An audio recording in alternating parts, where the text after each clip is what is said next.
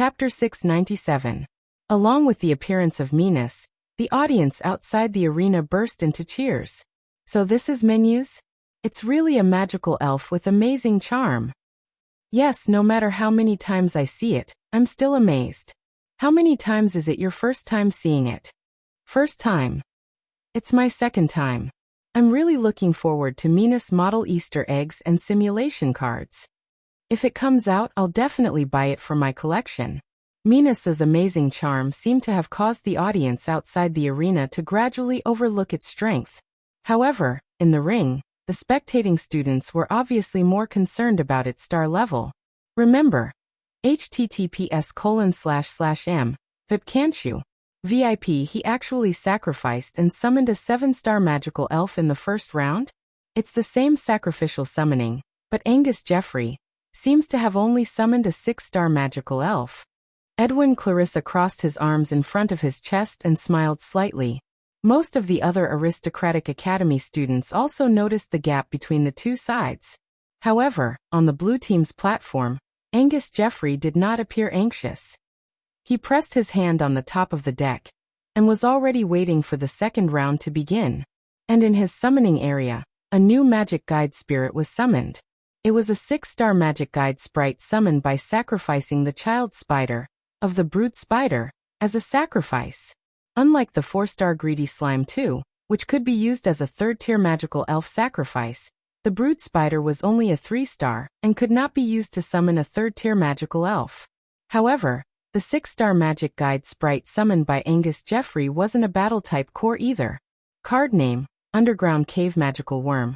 Type: Elf card. Level: Race: Insect. Attribute: Bug/Ground. Magic power: 3200. Attack: 2000. Defense: 2000.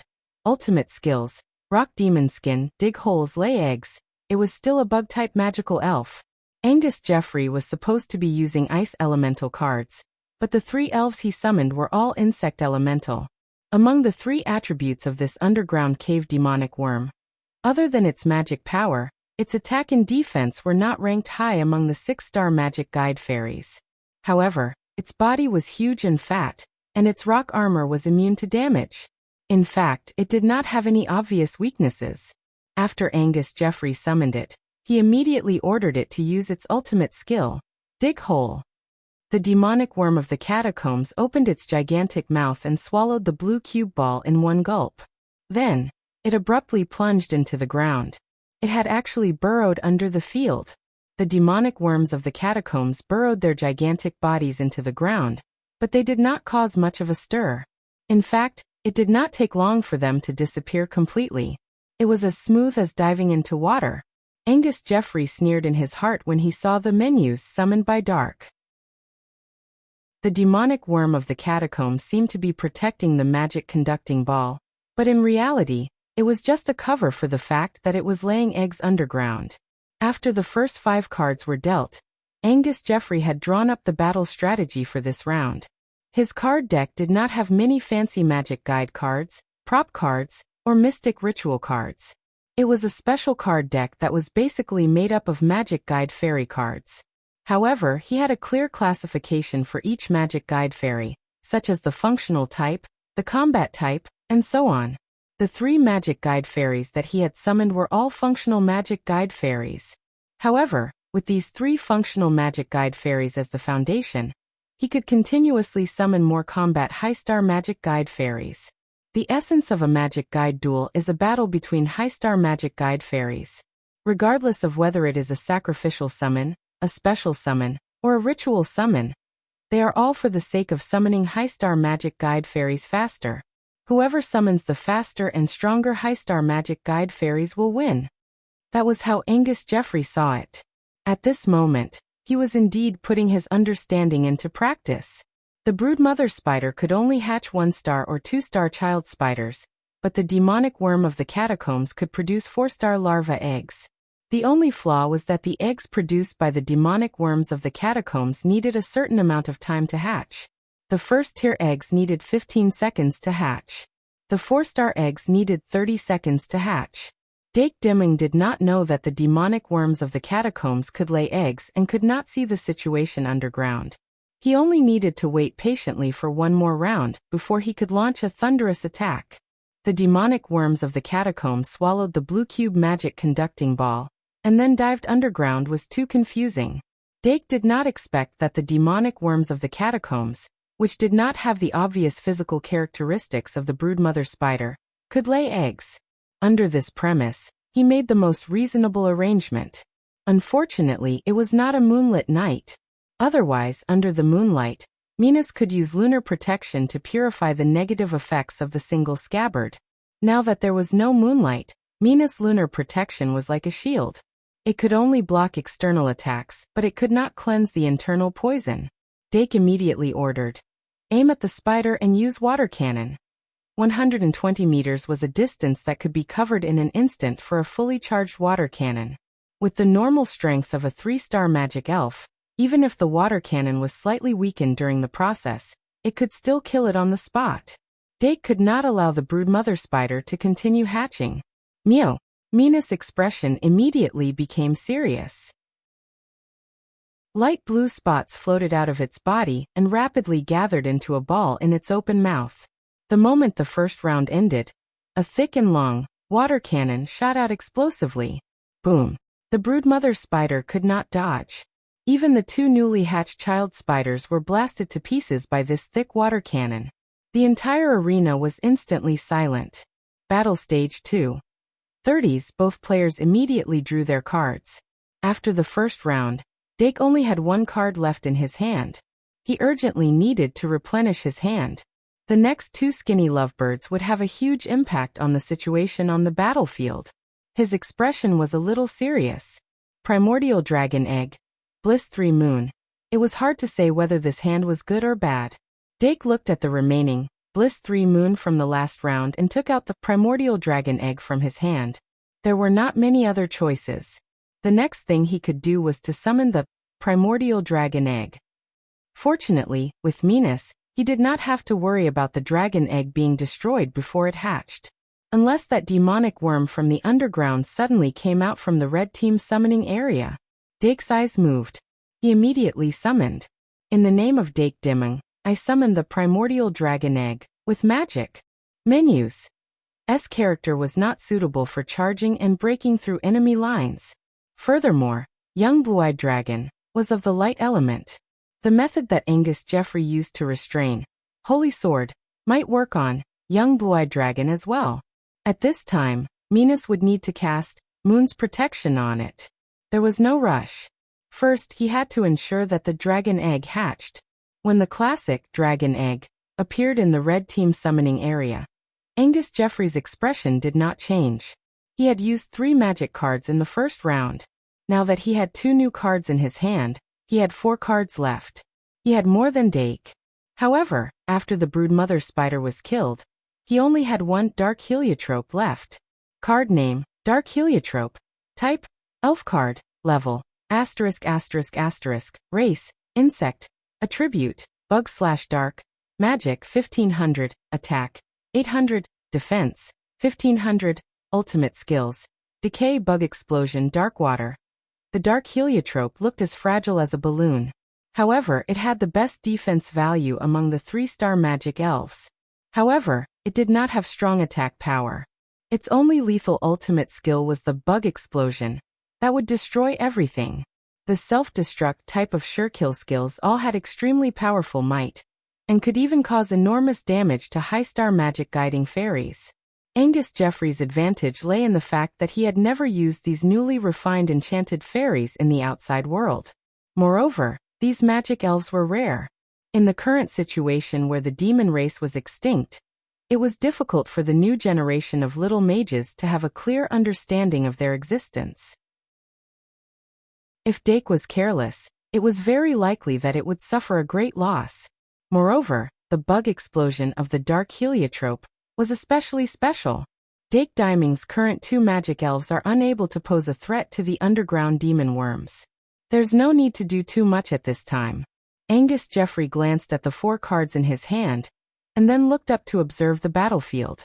His expression became more and more gloomy. He had already seen the light spirit hall of the young blue-eyed dragon in the previous duel. Although he did not know the specific effects of that earth skill, it was obviously very troublesome. If he could not deal with it well, the magic elves in his hands that leaned towards the dark element would also become dispirited due to the light element environment. With that in mind, Angus Jeffrey did not make any further moves. After Dake Dimming summoned the primordial dragon egg, it immediately hatched it.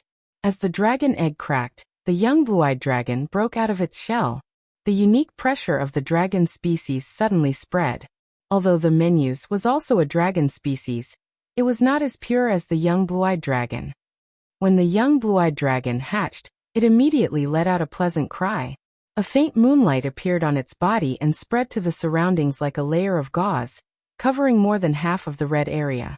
The young blue-eyed dragon, standing in this area, was also shrouded by the moonlight and entered the moon guard state. The magic elves that entered the moon guard state would not fall into most abnormal states such as confusion, drowsiness, burning, freezing, and so on for 5 rounds. The young blue-eyed dragon seemed to have the help of God. Its originally overflowing battle intent was even more intense. It suddenly spread its wings and flew quickly toward the blue half of the area. At this moment, the single scabbard was completely motionless. If it was not a magic elven but a physical, holy sword, it would have been destroyed. Seeing the young blue-eyed dragon flying over with dragon aura, the dark heliotrope suddenly let out a sharp insect cry and completely drained the single scabbard of its magic power. As the single scabbard dissipated into magic power, the dark heliotrope inhaled at the same time. Its whole body expanded and became bigger. Immediately after, the 3-star dark heliotrope charged toward the young blue-eyed dragon fearlessly. Angus Jeffrey stared at the field. He wanted to create an illusion that the dark heliotrope could deal with the young blue-eyed dragon. Once Dake Dimming ordered the young blue-eyed dragon to release the Hall of Light, on the spot out of caution, his plan would succeed. Although Dake Dimming was strong, the dual style that he had shown so far was actually more cautious and conservative. It was rare for him to do anything radical. Angus Jeffrey saw this very clearly. Then, as expected, Dake did indeed order the young blue-eyed dragon to release the Hall of Light. But in fact, setting up the field at the beginning was a common idea. Even if the dark heliotrope did not charge, he would let the young blue-eyed dragon use it in advance. The young green-eyed dragon shot out a white ball of light towards the sky when it had just crossed half of the stage. That ball of light quickly exploded, and the brilliance that was not obvious in the daytime was accompanied by the falling angel feathers that sprinkled down. The center of the field near the blue half was covered with a light screen. The young blue-eyed dragon's aura became stronger. It retracted its arms and charged ferociously toward the dark heliotrope. The dark heliotrope's 1,500 points of defense was as weak as a thin paper in front of the young blue-eyed dragon's 3,000 points of attack. But the moment the dark heliotrope's skin was torn by the dragon claws, Angus Jeffrey said gloomily, "Insect explosion." It was time. The dark heliotrope released the last of its magic power. The dark water that flowed in its body evaporated and spread out in all directions along with the explosion of energy. The rotten and stinky dark aura spread throughout the entire area like a field skill. The Hall of Light of the young blue-eyed dragon was affected by the dark aura.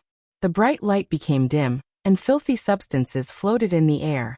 And the ground that was splashed by the black water was as if it was polluted. It was dark and smelly, and it spread to the surroundings. Even though the Hall of Light was not completely dispelled, its effect was obviously reduced. Angus Jeffrey laughed wildly in his heart, but his expression did not change. The young blue-eyed dragon was directly affected by the dark heliotrope as self-explosion. It was also polluted by the dark water, and black mucus flowed between the dragon scales. Like the single scabbard, it also felt uncomfortable, and there was a stiff feeling of magic power not flowing smoothly. But the dark water did not weaken it as significantly as the single scabbard. The magic power of the young blue-eyed dragon was still in a relatively healthy state. It seemed that the moon guard was indeed effective. There's no follow-up? On the red team's platform, Dake Dimming was puzzled and whispered softly. Of course, this whisper was amplified by the sound amplification device, and it was still transmitted to Angus Jeffrey's ears. Angus Jeffrey's lips moved, and it was obvious that he wanted to say something. But the more he spoke, the more mistakes he would make. He succeeded once again. Dake glanced at him and gave a new order to the young blue-eyed dragon. The young blue-eyed dragon shook its head hard. Then it stopped flying and strode toward the blue team's summoning area. This was the usual way to deal with rogue tactics. Since it was temporarily unable to pose a threat to the opponent's magic ball, then it would first block the opponent's normal summoning. Dake did not feel anxious at all because of this, because he had a considerable degree of confidence in the strength of his deck. If Angus Jeffrey wanted to stall for time, then let him stall for time. The longer the battle dragged on, the more advantageous it would be. Thus, the battle fell into a stalemate, and the second round passed in the blink of an eye. Battle Stage 3. 30s in the third round, both players quickly drew their cards. Dake had a clear goal for himself. The best choice to be able to cause damage to the underground magic fairy was Snorlax. But in the situation where Greed 3 had been used, little Snorlax could no longer evolve into Snorlax. But even without Snorlax, the ghost-type magic fairy with the ability to penetrate was also one of the choices. Or Nine-tailed Fox, a magic fairy that could blow up the ground, could also be the last choice. In short, he had a lot of strategies to deal with it. How the situation would turn out would depend on what cards he could draw, and how he would drag it out later. Orb Sea Lion, Bronze Snake Mirror. The fun of a magic duel was the uncertainty of each round. Dake smiled. Ball Sea Lion wasn't a good choice, but since he kept Ball Sea Lion in the deck, there was naturally a reason for it. Perhaps today is the day it shows off its skills. Even so, Dake did not summon Orb Sea Lion. Instead, he raised his head and looked at the opposite side, paying attention to Angus Jeffrey's actions. He did not think that Angus Jeffrey would drag it out any longer. As expected, 2 seconds after the third round began, Angus Jeffrey drew a card from his hand that had been expanded to 6, and then quickly summoned it. But what Dake did not expect was that he did not use the usual summoning skill, but the sacrificial summoning skill. Where did his sacrificial offering come from? Just as this thought popped up in his mind, Dark saw 2 rays of white light bursting out from the ground and converging with the light emitted from the magic card in his hand. After that, they drew a huge sacrificial summoning circle in the sky above the blue summoning area. The audience was in an uproar. Before this, very few people would have guessed that this would happen. But when Angus Jeffrey's imposing sacrificial summoning skill appeared, many people immediately looked at the ground. "Is this why you're dragging it out?" Dake said in a low voice, his eyes instantly turning sharp. He could feel the presence of the third-tier magic fairy from the huge sacrificial summoning circle. 7-star, 8-star or 9-star? Without waiting for the magic fairy to be summoned, the baby green-eyed dragon, on the ground had already spread its wings and flew up, rushing to the center of the sacrificial summoning circle without hesitation. It was obvious that it wanted to continue with the plan. Whether it was 7-star, 8-star, or 9-star, the baby green-eyed dragon would not be afraid. Minus. Dake moved his finger, and the magic ball floating in the red summoning area immediately flew up. Angus Jeffrey's summoning this time was unexpected, so he had to be prepared for Minus to fight. Once Minus fought, the magic ball near the ground could be attacked by demonic worms of the catacombs.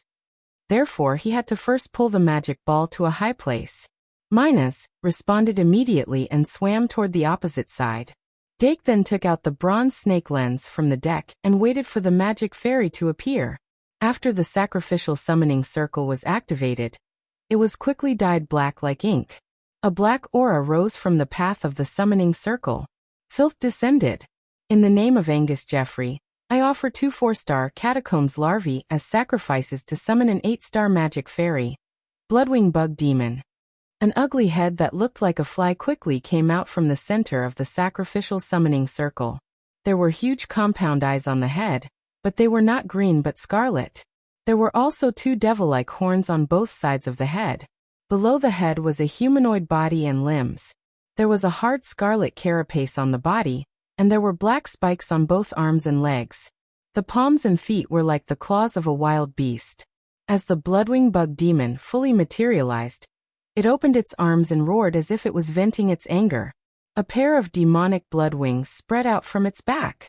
It was a devil. Card name Bloodwing Bug Demon. Type Fairy card. Level Race Devil. Attribute Bug/Dark. Magic Power 3900. Attack 3800. Defense 2700. Ultimate Skills Sanguine Curse. Bug Transformation Blood Flash. Bug Blade. It's a high-class demon. Dake could not help but look shocked. Although the magic fairy was not a real life, Angus Jeffrey's summoning of the magic fairy had already made him suspicious. Now that this high-class demon had appeared, it made him even more suspicious. The bloodwing bug demon was a very rare species among the high-class demons. It had some characteristics similar to vampires, but it was more inclined to battle than vampires. It could be said to be a battle-specialized high-class demon. Although Dake had not seen the insect species that lived in the demon territory, he had some understanding of these more famous high-class demons. He looked at the bloodwing bug demon and could not help but think of the vampire count. They were both 8-star magic fairies, but how would the bloodwing bug demon compare to the vampire count? When this duel first, the unexpected discovery made Dake have a stronger desire to win. Roar. 2 roars sounded at the same time. The 6-star young blue-eyed dragon and the 8-star bloodwing bug demon finally clashed. The bloodwing bug demon's attack was 800 points higher than the young blue-eyed dragon, but its defense was about the same. The claws and teeth of the young blue-eyed dragon could still tear apart the bloodwing bug demon's defense. In the beginning of this battle, although the young blue-eyed dragon was at a disadvantage, the bloodwing bug demon also paid a corresponding price. Angus Jeffrey could not help but frown. The scene he anticipated should be the 8-star blood-winged bug demon crushing the 6-star cyanide baby dragon in a crushing manner. However, this situation did not happen. I didn't want to use it on it at first, Angus Jeffrey muttered to himself, and then suddenly shouted, "Bloodwing bug demon, cast the curse!" The compound eyes of the bloodwing bug demon emitted a thick bloody light, and a strange curse seal emerged from the bottom of its eyes. Sure kill technique. Sanguine curse. A red light suddenly shot out and accurately hit the young blue-eyed dragon's forehead. The young blue-eyed dragon was shocked and subconsciously flapped its wings to retreat quickly. However, there was moonlight circulating on its body, and it did not sense anything abnormal. However, a blood-red curse seal indeed appeared on its forehead. Then the bloodwing bug demon's speed suddenly increased. A red light flashed and the young blue-eyed dragon could not react in time. Its side abdomen was torn apart by the bloodwing bug demon's claws, and dragon blood gushed out. The bloodwing bug demon let out a sinister sneer. It raised its right claw, and blood dripped from the tip of its claw. It stuck out its tongue and licked the blood into its mouth, gently tasting it. Then, a bloody light quickly condensed in its palm, and a short blade with an arc was condensed. That short blade emitted the aura of a dragon.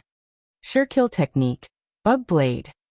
The bloodwing bug demon could absorb the blood of its opponent and simulate a bug blade of the corresponding attribute. It would not be affected by the restraint between attributes. However, the bug blade that it simulated after absorbing the blood of the young blue-eyed dragon only had the dragon attribute and did not have the light attribute. This was its limitation. And the bloodwing bug demon that obtained the bug blade had an increase of 800 points in attack power. Moreover, the bug blade also came with a killing technique. Bug cry. Cry bug blade. Instead of the magic elf who could not speak human language, Angus Jeffrey let out a low growl. The bug blade, in the hands of the bloodwing bug demon, vibrated at a high frequency and suddenly emitted a bug cry. Hum. That bug cry was extremely ear-piercing. Even Dake Dimung, who was on the red team's platform and had a barrier filtering it, felt a stinging pain in his eardrums. And the dragon species in the field, not only the young blue-eyed dragon, but even the menus also stopped and showed a painful expression. Using the bug blade to absorb attributes and using the bug cry to suppress attributes, the bloodwing bug demon spun the bug blade in its hands and sneered as it spread its wings again. When targeting prey that had been planted with the sanguine curse, the Bloodwing Bug Demon's attack and speed would increase, especially its speed. Moreover, it would weaken the target's ability and cause extra damage to the target. Among them, the part that weakened the target's ability and caused extra damage was erased by the Moon Guardian. But the buff that the Bloodwing Bug Demon obtained was still there. The young blue-eyed dragon was originally not its opponent. If it was suppressed by the bug cry and could not move, it would become a living target. The Bloodwing Bug Demon's blade almost cut its body in half. At that moment, the young blue-eyed dragon was forced to use its last life-saving killing technique. Dragon Egg Transformation. Has it turned into an egg? Angus Jeffrey obviously became more talkative. In the end, he still could not hold it in. While sneering, he issued an order to the Bloodwing Bug Demon to attack further. The primordial dragon egg was not weak, but it was in the 3-star category. When faced with more than 3,000 points of damage, it would be destroyed in an instant. Meow. But when the bug blade of the Bloodwing Bug Demon was about to hit the dragon egg, a grayish-white ray suddenly shot over. The Minus raised the bronze snake lens high with its tail and aimed it at the dragon egg. Although it showed a painful expression, the attribute suppression it suffered seemed to be less than the young blue-eyed dragon. It could not intervene in the aerial battle between the young blue-eyed dragon and the Bloodwing Bug Demon. At this moment, Dake summoned the bronze snake lens, and it immediately activated it. The 4 little snakes on the bronze snake lens opened their eyes at the same time and stared at the Bloodwing Bug Demon. The ray of the petrifying gaze shone on the Bloodwing Bug Demon, causing its body to stagnate instantly. From the part that was shown on, it gradually petrified. Angus Jeffrey obviously did not expect Dake to have such an item card that could be effective against a 3rd-tier magic elf. But it was not that he did not have a way to deal with the petrification. Insect Transformation. The Bloodwing Bug Demon that had not been completely petrified suddenly let out a sharp cry. Then its entire body curled up, and the blood wings on its back expanded to cover its entire body. The flowing bloodlight covered its entire body. Then, it turned into stone in this posture. The insect transformation of the Bloodwing Bug Demon was like a larva transforming into an adult insect. It was a transformation skill that could allow its body to transform in a short period of time. This sure-kill skill was extremely rare. Even among the Bloodwing Bug Demon, only a very small number of talented individuals could master it. Angus Jeffrey's Bloodwing Bug Demon, after using bug transformation, could temporarily transform into a 9-star magic elf and obtain a new sure-kill skill. But the increase in attributes and the new sure-kill skill were secondary. The most important thing was that its speed would increase further and become as fast as lightning. If it was combined with the Blood Flash, that was close to teleportation, its hunting ability would make countless humans fearful. Unfortunately, it had turned into stone. Angus Jeffrey looked at the Bloodwing Bug Demon that had failed insect transformation and finally revealed a slightly ferocious expression. He clenched his right fist and subconsciously wanted to hit the card table. But just as his right fist was about to touch the card table, he abruptly stopped himself. And the primordial dragon egg on the ground hatched once again. Tick. Battle Stage 4? 30s. The 3rd round passed in this lightning-fast confrontation. Angus Jeffrey still had 5 cards in his hand, but after summoning the Bloodwing Bug Demon, he focused on the battle and did not use a single card. Now that the round had changed, he did not immediately draw a card. Instead, he directly drew a card and summoned it on the spot. In the name of Angus Jeffrey, I offer the Bloodwing Bug Demon as a sacrifice. It was still a sacrificial summoning, but this time, the Bloodwing Bug Demon was used as a sacrifice. One could already feel the suppressed anger in Angus Jeffrey's voice. He clearly wanted to use this method to make the best use of the Bloodwing Bug Demon. But halfway through his chant he suddenly paused, because he suddenly realized that the Bloodwing Bug Demon that had been petrified could not be summoned as a sacrifice. What's the matter? Angus Jeffrey's voice changed a little. Offering a petrified or frozen magic elf as a sacrifice could be said to be a technique often used in magic duels among the senior students. Although he did not have much experience in duels, his experience in observing was still very rich. But Dake Diming's petrification was once again beyond his expectations. Calm down. He suddenly took a deep breath and instantly changed his tone. In the name of Angus Jeffrey, I offer 2 4-star catacomb larvae as a sacrifice to summon the 3-headed giant brainworm. Yes, the catacomb demonic worm's 3rd and 4th 4-star eggs had hatched, but it had already exhausted all its strength and no longer had the ability to produce more eggs. And in order to ensure that he could move the magic-conducting ball hidden underground, Angus Jeffrey was temporarily unable to sacrifice himself as a sacrifice. Angus Jeffrey's operation was obviously flawed. He was cautious against Dake, but he was not cautious enough himself. After successfully summoning the Bloodwing Bug Demon, it was equivalent to having a 9-star combat power. He could not help but feel relaxed in his heart, and was already eager to welcome victory. And after the Bloodwing Bug Demon was petrified, he became anxious again. Although he had regained his composure, he still had not drawn a card. However, the 8-star magic elf, the 3-headed giant brainworm, was still successfully summoned by him. The advantage is still with me. After muttering to himself, Angus Jeffrey finally reached out to draw a card. And on the red team's platform, Dake Dimming had already drawn a card the moment the turn changed. Magic Beast, Ever-Changing Monster. Pride 3. Pride 3? It's a pity that the young blue-eyed dragon's second incubation is a little early. Dake raised his eyebrows slightly and could not help but think to himself. Now that the Hall of Light was contaminated, if he could hatch the young blue-eyed dragon, he could use Sin World to replace it. Moreover, Sin World was actually more suitable for his magic-conducting elf than Hall of Light. It was a pity that there was no turning back during a duel. He could not keep the young blue-eyed dragon in its egg state while Angus Jeffrey was chanting loudly. Moreover, the demon worm of the underground cave was still lurking underground. Fortunately, he had successfully drawn the Magic Beast, Ever-Changing Monster. In this round, Magic Beast, Ever-Changing Monster, could only be upgraded to 6 stars even if he used Moon of Bliss. Therefore, it could not transform into an 8-star magic-conducting elf. Even if he forcefully transformed, he could only copy part of its data, which was not worth the loss. But if he only transformed into the young blue-eyed dragon, he could indirectly refresh the cooldown of the young blue-eyed dragon's Surekill skill. Therefore, Dake glanced at the underground and summoned the Magic Beast, Ever-Changing Monster. In the name of Dake Dimming, I summoned the Magic Beast, Ever-Changing Monster. If he could lure the demon worm of the underground cave out, it would naturally be best. But Angus Jeffrey was obviously determined to bury it underground, and the demon worm of the underground cave did not move at all.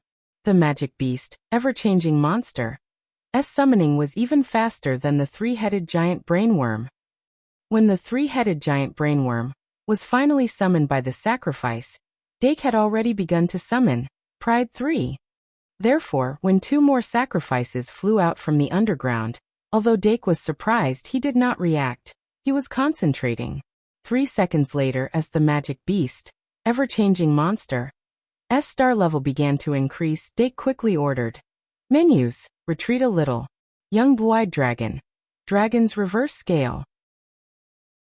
The accumulated anger exploded in an instant, and the effect of Dragon's reverse scale was raised to the maximum. The young blue-eyed dragon's body emitted a bloody light, and it rushed madly toward the 3-headed giant brain worm that was closest to it. After the menus retreated quickly, it continued to see. Although it was a 7-star magic elf, the menus' attack was indeed not as strong as the young blue-eyed dragon. If it joined the battle now, it would only be attacked by the young blue-eyed dragon at the same time. As it watched from the sidelines, it quietly accumulated water energy, preparing to use life water current to support the young blue-eyed dragon at any time. As for the young blue-eyed dragon, it was already fighting the 3-headed giant brainworm. The 3-headed giant brainworm's body was huge. It had 3 huge heads, and each head looked different. Its body was like a giant python, and even if it was called the 3-headed giant python, it was actually not out of place. However, the 3-headed giant brainworm's body and head were obviously out of proportion. Its body was also thicker and shorter, and it was relatively clumsy when it moved. And the lack of speed was the main reason why Angus Jeffrey did not summon it first. But other than that, the three-headed giant brainworm was not weaker than the bloodwing bug demon. Card name, three-headed giant brainworm. Type, elf card. Level. Race, devil. Attribute, bug/dark. Magic power, 4200. Attack, 3600. Defense, 3000. Ultimate skill, devour, dark bug cannon, triple bug cannon, bite. Its 3 attributes were even higher than that of the bloodwing bug demon. But the 3 attributes could not completely determine the strength of a magic elf. When the young blue-eyed dragon faced the three-headed giant brainworm, it was obviously more advantageous than when it faced the bloodwing bug demon.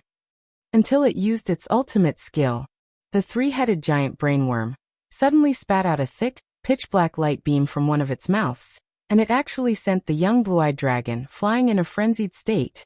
Then, in its other 2 huge mouths, it actually started to condense energy at the same time. 7 of 138. 10,000 words 5 chapters, guarantee 1 more chapter. Requesting for monthly votes. Things don't go as planned. I feel that I've let everyone down by increasing the reward so little. The monthly vote reward will temporarily end at 12 o'clock tomorrow night. Increase more chapters before we talk about it. But the monthly votes are still a requirement. Good night. _. Chapter 698. Ultimate Skill. Life Water Current. Accompanied by the pleasant cry of the Minas, the water current that contained a huge amount of life force flew out like a snake and surrounded the young green-eyed dragon. It recovered more than half of its magic that had just dropped by a large amount. Then, the life water current continued to surround its body, giving it a recovery rate of 150-160 points of magic in 30 seconds. Although this amount of magic recovery did not seem to be much, it was very constant and could almost be sustained forever. After the young green-eyed dragon received this attack, its originally furious and chaotic brain suddenly had a trace of clarity. The moon guard on its body finally had an effect. The effects of moon guard and misty field were similar, but the mechanism was completely different. If misty field was said to be internal, then moon guard was said to be external. It caused an abnormal state on its own body, and the effect was not obvious. But it was not without effect. Together with the three-headed giant brainworm attack, the young green-eyed dragon was finally awakened. But as its brain became clearer, the power given by the anger also weakened. The attack bonus brought by Dragon's reverse scale was only left with 50% of the basic attack. But this 50% was still 1,500 points. At this time, the young green-eyed dragon's attack value had already reached as high as 4,500 points. Website. https://m. Vipcanchu. VIP. Its gaze quickly condensed and suddenly stared at the 2 huge heads of the three-headed giant brainworm. In the huge mouths of the 2 heads, dark insect cannon was formed at the same time. The young green-eyed dragon had personally experienced this before. The power of this dark insect cannon was not considered strong, and was basically equivalent to the three-headed giant brainworm's normal attack. But it had a stronger thrust. Moreover, the three-headed giant brainworm had 3 heads, and each head could shoot out a dark insect cannon. The young green-eyed dragon had 2,500 points of defense. Assuming that each dark insect cannon's attack was 3,600 points, it could cause 1,100 points of damage to it. After these 3 shots, the young green-eyed dragon could not survive no matter what. But the prerequisite for all of this was that these 3 dark insect cannon must all hit. Roar! The cyanide baby dragon suddenly let out a dragon roar, and with a burst of strength from its feet, it flapped its wings and flew into the sky. Then it quickly made a Z shape in the air and quickly approached the three-headed brainworm. Once it got close, it had enough confidence to avoid the dark bug cannon of the three-headed brainworm and not repeat the same mistake. Seeing this, the 2 heads of the three-headed brainworm froze, and the dark insect cannon in its mouth couldn't be fired for a long time. The movement trajectory of the cyanide baby dragon was unpredictable, and it was unable to lock onto it. However, since the arrow was already nocked, it had to be fired. Since the dark insect cannon had already begun to condense, it could only be fired when it reached its limit. Gee! At that moment, the three-headed brainworm let out a short insect cry, and the two dark insect cannons were fired. The two dark insect cannons were linked together, and the attack range was expanded. However, in such an emergency situation, the strategy still failed. The dark insect cannon, that was twice the width of the cyanide baby dragon, pierced through the entire arena, but it only brushed past the tip of the cyanide baby dragon's wings. At that moment, the cyanide baby dragon's eyes were filled with excitement. Without hesitation, it changed from a curved line to a straight line, and with its fastest speed, approached the three-headed brainworm.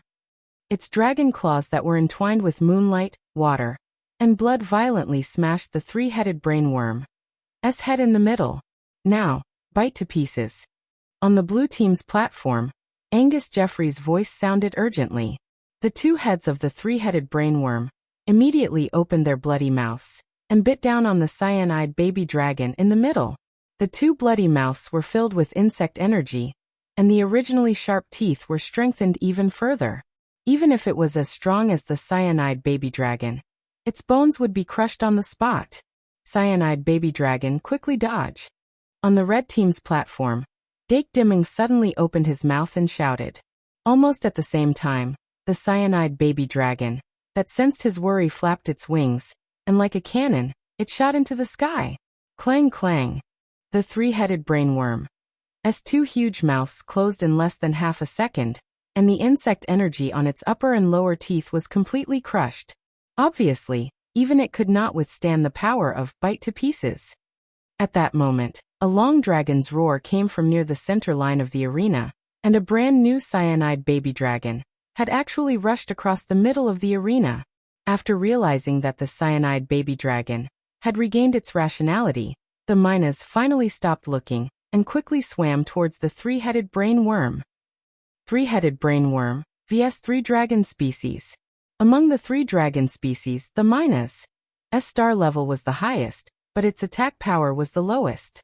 If it was purely based on data, its 2,900 attack power would not even be able to break through the three-headed brainworm's defense. However, if it was based on the degree of threat, the Minas was the most threatening, although it had unexpectedly not shown its threatening nature in a public duel. The amazing charm it uncontrollably emitted made people instinctively feel that it had the ability to enchant people. Therefore, Angus Jeffrey had actually been prepared for this for a long time. In the name of Angus Jeffrey, I summon the Brain Demon. Facing the encirclement of the three dragons, Angus Jeffrey summoned a magic elf called Brain Fluid Demon.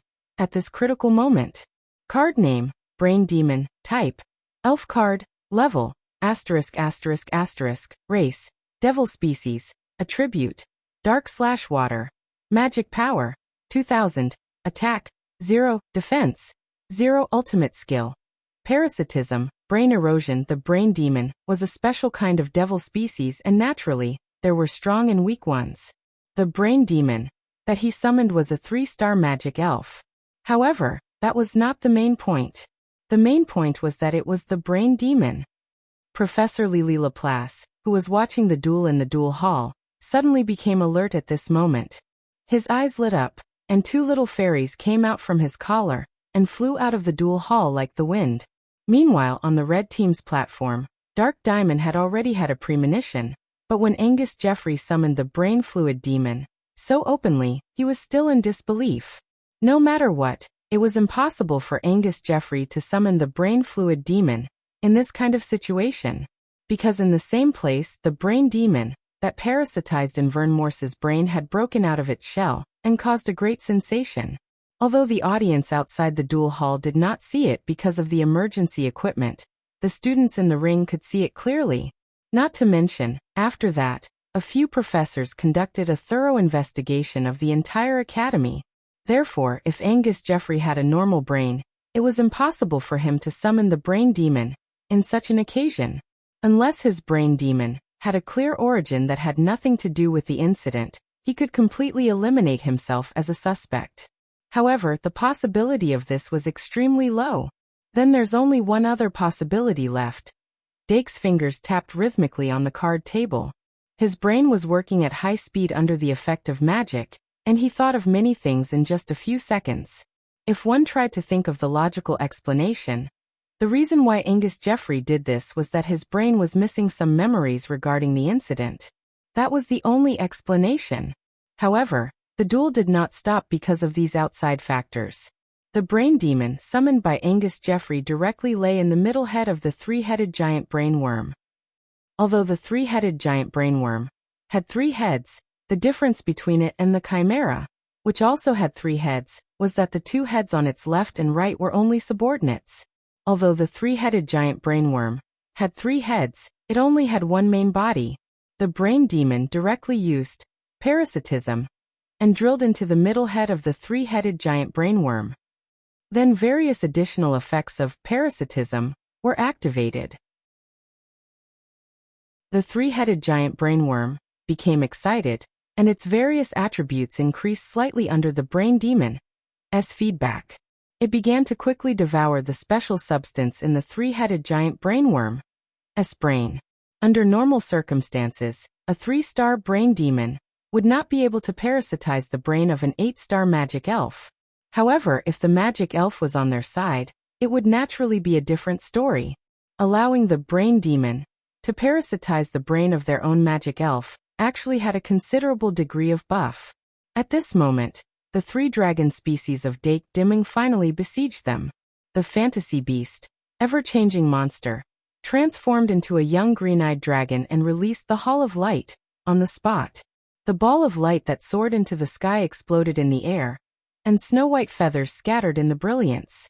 The new Hall of Light covered the old one and dispelled all the pollution caused by the dark water. Thus, the darkness was eliminated and the light shrouded the place. This place once again became the home ground of the light magic elf. Although the meanness was not affected by the pride factor, it was barely affected. It raised its tail, gathered all the strength in its body, and fiercely whipped the 3-headed giant brainworm.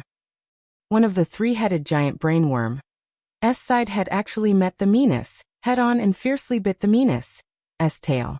Although the bite this time did not have the bite crush buff, it was still terrifying. The meanness' tail was successfully bitten. Then the goddess of beauty was triggered. Angus Jeffrey had already made preparations in advance.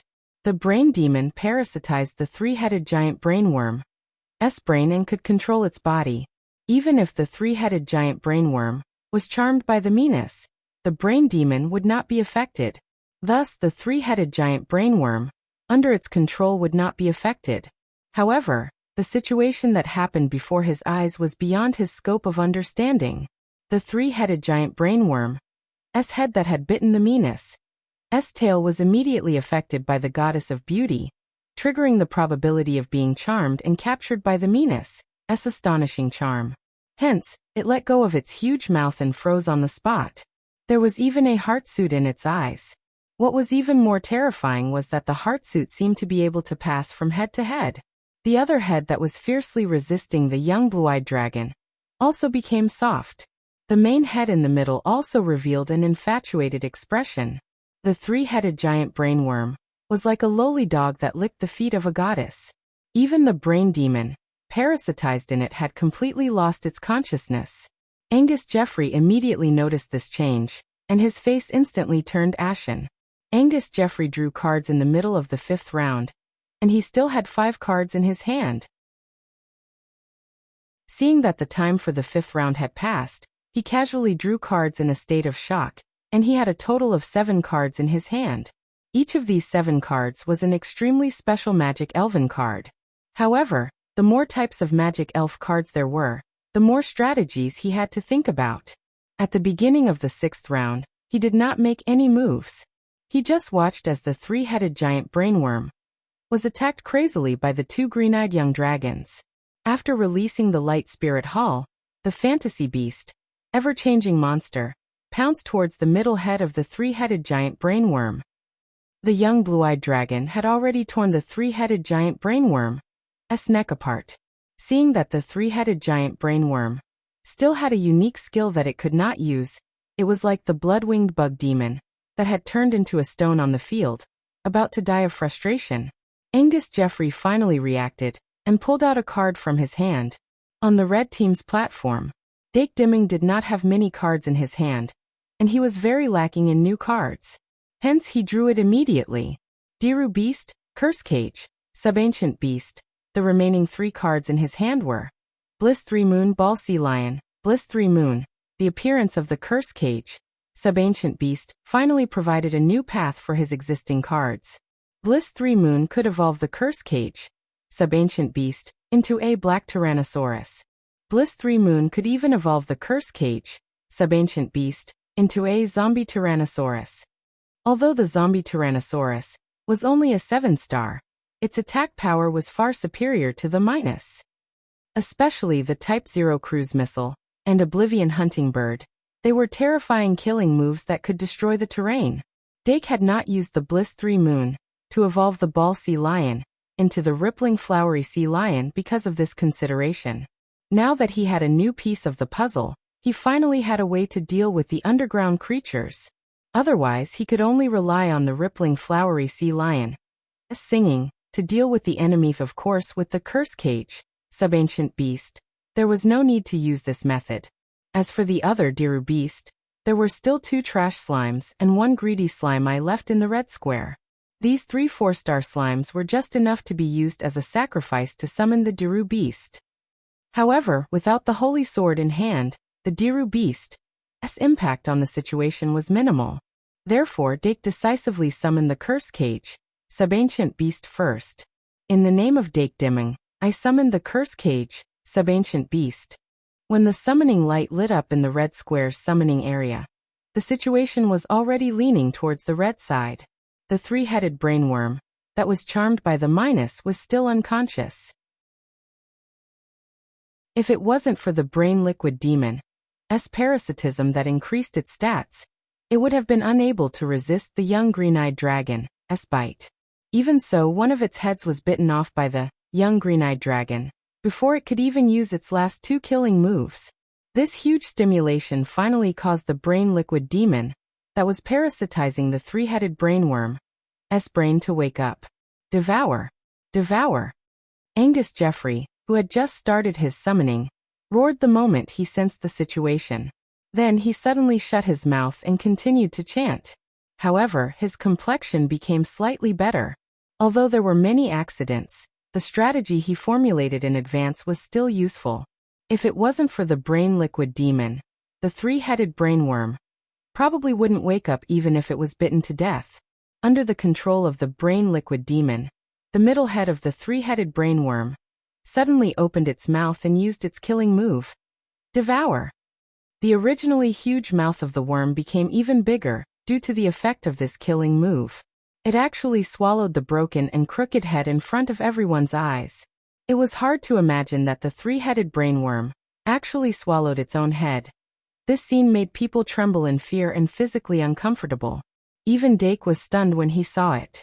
Then he activated Blissful Moon on the spot. Subancient Beast. Super Evolution. The background music automatically played in his mind. Dake seemed to have heard the zombie Tyrannosaurus roar in advance. In the process of Curse Cage, Subancient Beast Super Evolution, the 3-headed brainworm that had devoured one of its heads had recovered a large amount of mana. Its 3 attributes had increased once again, and its already huge body had become even bigger. Triple Insect Cannon. Angus Jeffrey, who had completed this round of summoning, gave the 3-headed brainworm a final order. Then, the Triple Insect Cannon that was supposed to be condensed by the 3 heads at the same time, and then released together was released by the middle head alone. The effect of this was definitely greatly reduced. However, the 3-headed brainworm could only do so much. The dignified 8-star magic elf was like a cornered beast that was still fighting. This triple insect cannon was not targeted at the 2 cyanide baby dragons. Instead, it was used on the menus. Although the beauty goddess charm was a probability event and would not be triggered 100%. However, Angus Jeffrey did not know this. The three-headed brainworm's condition had already frightened him. No matter what, he wanted to kill that enchantment elf with astonishing charm first. It had to be said that this triple insect cannon was indeed powerful. Of course, this was also related to the three-headed brainworm's three attributes being doubled. In short, the menu's 3,100 points of defense was unable to block the power of the triple insect cannon. It was hit by this cannon and was almost killed, if not for the life water current that was triggered in time to recover its precious magic power. It would have been on the verge of death. However, even so, its condition was already very bad. However, after this cannon, the three-headed brainworm was completely torn apart by the cyanide baby dragon. As for the magical beast, multiform monster, that transformed into the cyanide baby dragon, because it did not use the dragon's reverse scale, it was difficult to cause damage to the three-headed brainworm. Magical beast, multiform monster, did not have the moon's protection. The most likely reason for using the dragon's reverse scale was to attack an ally. However, the cyanide baby dragon did not kill the three-headed brainworm without paying a price. After the three-headed brainworm's three attributes were really too high. It only took one bite for it to consume more than half of the magic power of the cyanide baby dragon. Just as it was about to collapse, the brain liquid demon, in its brain, unleashed a sure kill skill called Brain Erode. Under Angus Jeffrey's command, Brain Liquid Demon swallowed the three-headed brainworm's brain and broke out of its shell in the blue side summoning area. At the same time as the zombie Tyrannosaurus' evolution, Angus Jeffrey summoned another magic elf, the catacomb larva. This catacomb larva, that was much smaller than the catacomb demonic worm, was only a 3-star. However, its sure kill skill was no different from the catacomb demonic worm. Angus Jeffrey used the same trick again, and immediately ordered it to use dig hole to burrow into the ground. The catacomb larva could also lay eggs, but it could only lay 4 2-star eggs at most. Each egg needed 15 seconds to hatch. Angus Jeffrey no longer had a third-tier magic elf card in his hands. Even if he wanted to rely on a high-star magic elf to immediately turn the situation around, it was impossible. He completely did not expect that the 2 8-star magic elves that he summoned with such high strength would not be able to turn the situation around. However, the current situation was not as bad as it could be. As long as Dake Dimming was still unable to cause any damage to the underground magic elf, he was still in an invincible position. What he needed to do next was to rely on the Brain Liquid Demon and the remaining cards in his hands to stall for time and replenish his sacrifices. Then, when he obtained the crucial high-star magic elf card, he would be able to grasp the fruits of victory in his hands once again. Thinking of this, Angus Jeffrey calmed down again. After going through so many things, his psychological adjustment ability had indeed improved. However, right after that, a missile destroyed his calmness once again. Sure kill skill. Type 0 cruise missile. The ferocious and terrifying zombie Tyrannosaurus did not match the style of Dake's cards. However, this was not the first time it was summoned. Its skeletal dragon-like appearance would always remind people of the time when the necromancers wreaked havoc. Amidst the horrified cries of the audience, the zombie Tyrannosaurus crouched down. The remaining flesh and blood on its spine wriggled crazily, and the bright red flesh and blood piled up. The organic missile's head emerged from within. Following the appearance of the missile, a scarlet blood mist mixed with a dark aura quietly filled the air. An extremely terrifying aura of destruction was madly brewing. The green-eyed baby dragon and magical beast, changeable monster, who were very familiar with this, did not hesitate to abandon their encirclement of the brain liquid demon, and suddenly spread their wings to fly high. As for the Minas, who was in a critical state, it was not within the Type 0 cruise missile's attack range. Dake Dimming on the red team's platform was slightly cold. He raised his right hand and pointed forward. Fire! Boom! The shark head missile made of flesh and blood was suddenly launched from the zombie Tyrannosaurus' spine. It drew a crooked arc in the air and finally accurately landed on the brain liquid demon's location. the brain liquid demon, that had gained a 6-star ability after swallowing the 3-headed giant brainworm. S brain was instantly blasted into pieces by this missile filled with destructive aura. The audience did not even have time to react to how powerful the brain liquid demon had become. The blazing heat waves and white light from the explosion filled their entire minds. Even the audience who had seen it once were still shocked by this terrifying killing move that did not seem like something a 7-star magic guide elf could release.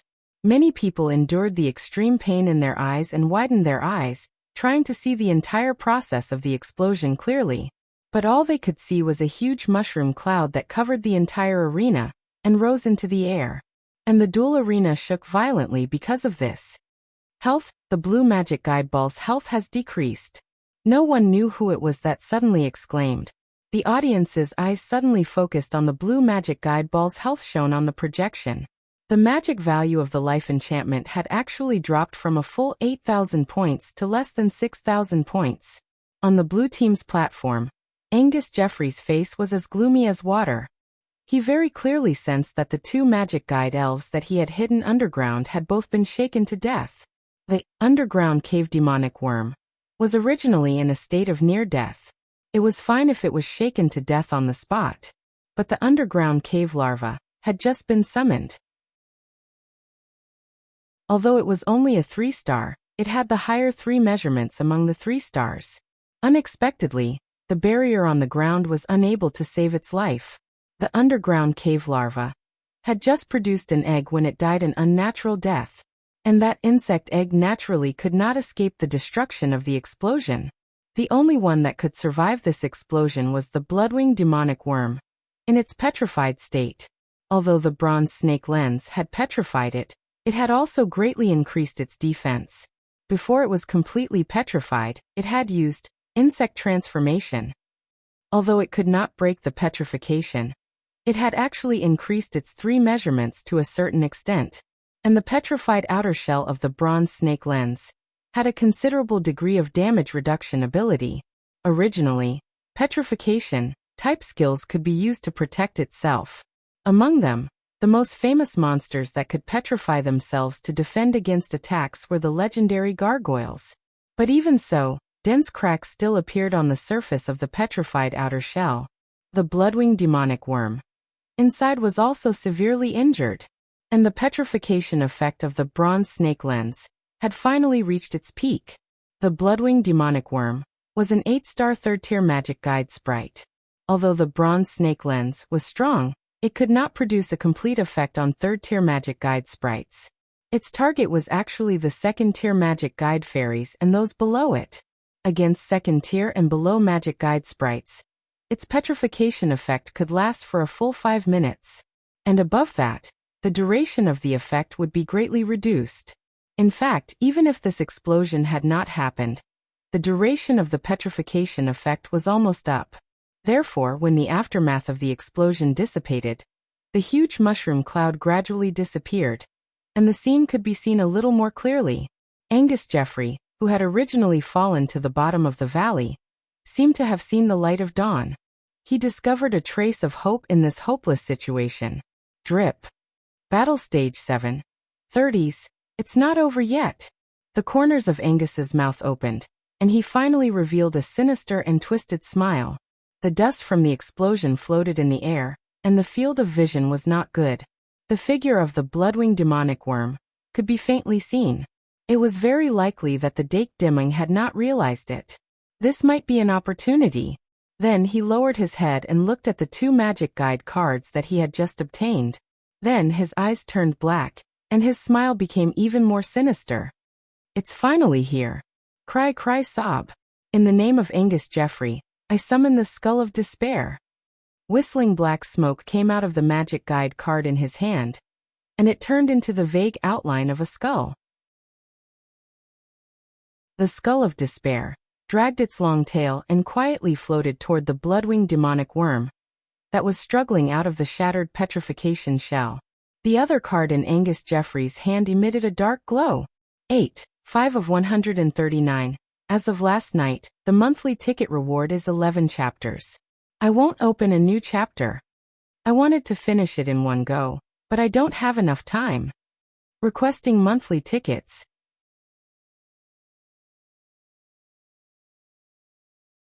Chapter 699. The Skull of Despair. Was born in a battlefield where corpses were piled up, or in a cruel and terrifying grindstone of flesh. It was a special kind of demon created by humans, a terrifying existence that was half skeleton and half ghost. In the demon army, there was once an army of ghouls, led by the Skull of Despair. This army would always appear after a battle to fight for corpses with the necromancers. The greatest ability of the Skull of Despair was to control corpses. If the corpse was in good condition, it could even revive it in a short period of time.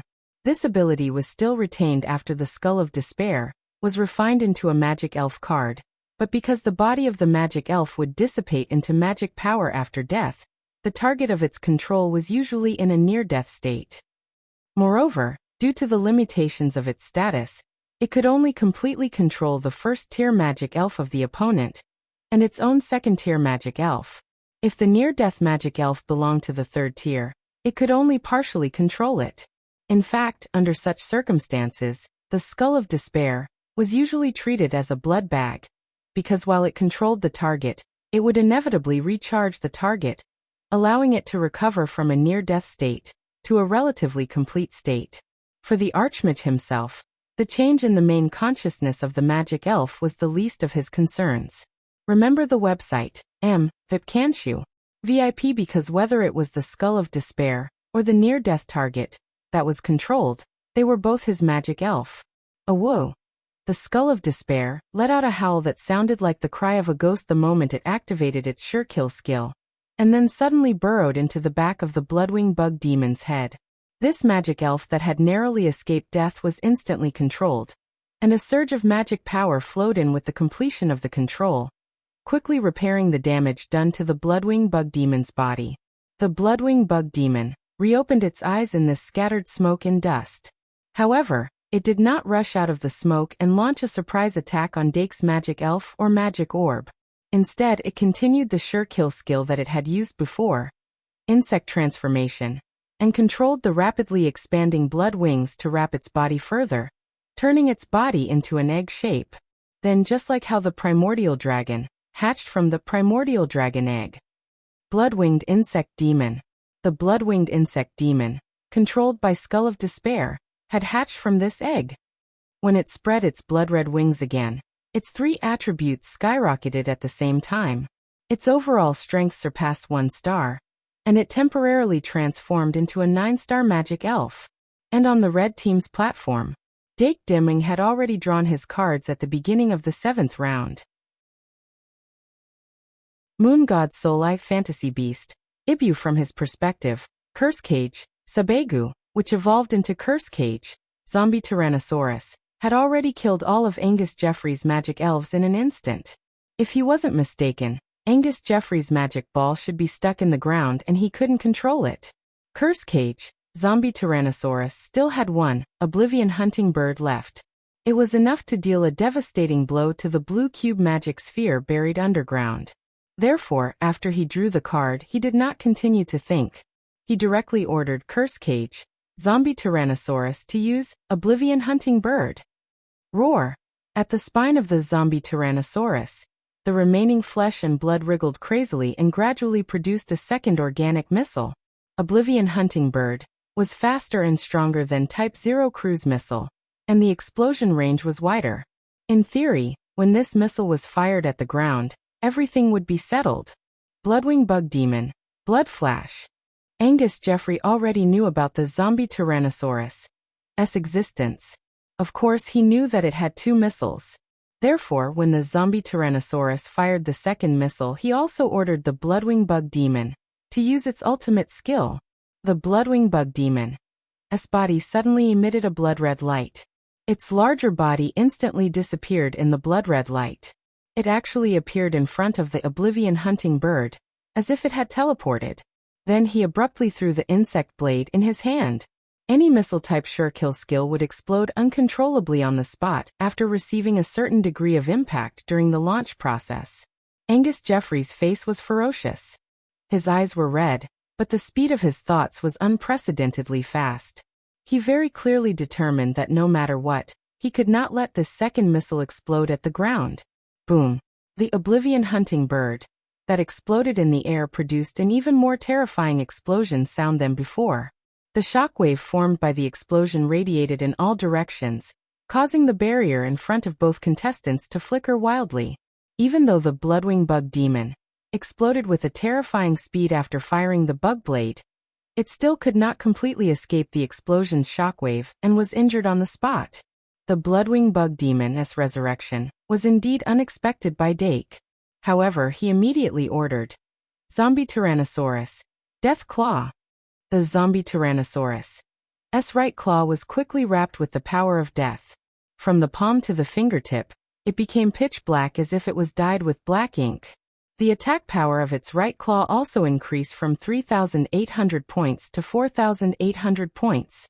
After using Death Claw, the Zombie Tyrannosaurus finally took a step forward and charged towards the Bloodwing Bug Demon that was sent flying by the explosion's shockwave. The green-eyed baby dragon and fantasy beast, multiform monster, that had already flown high in the sky also swooped down at the same time. However, the green-eyed baby dragon did not have much magic left. Moon Protection's duration had already reached its limit. Its eyes were already showing signs of struggle, and it could become chaotic at any time. The fantasy beast, multiform monster, transformed into the green-eyed baby dragon, was even more difficult to break through the current Bloodwing Bug Demon's defense. What it could do was only serve as a distraction. However, the Bloodwing Bug Demon's insect transformation was just too fast. The attribute of speed had always been very important in a magic duel.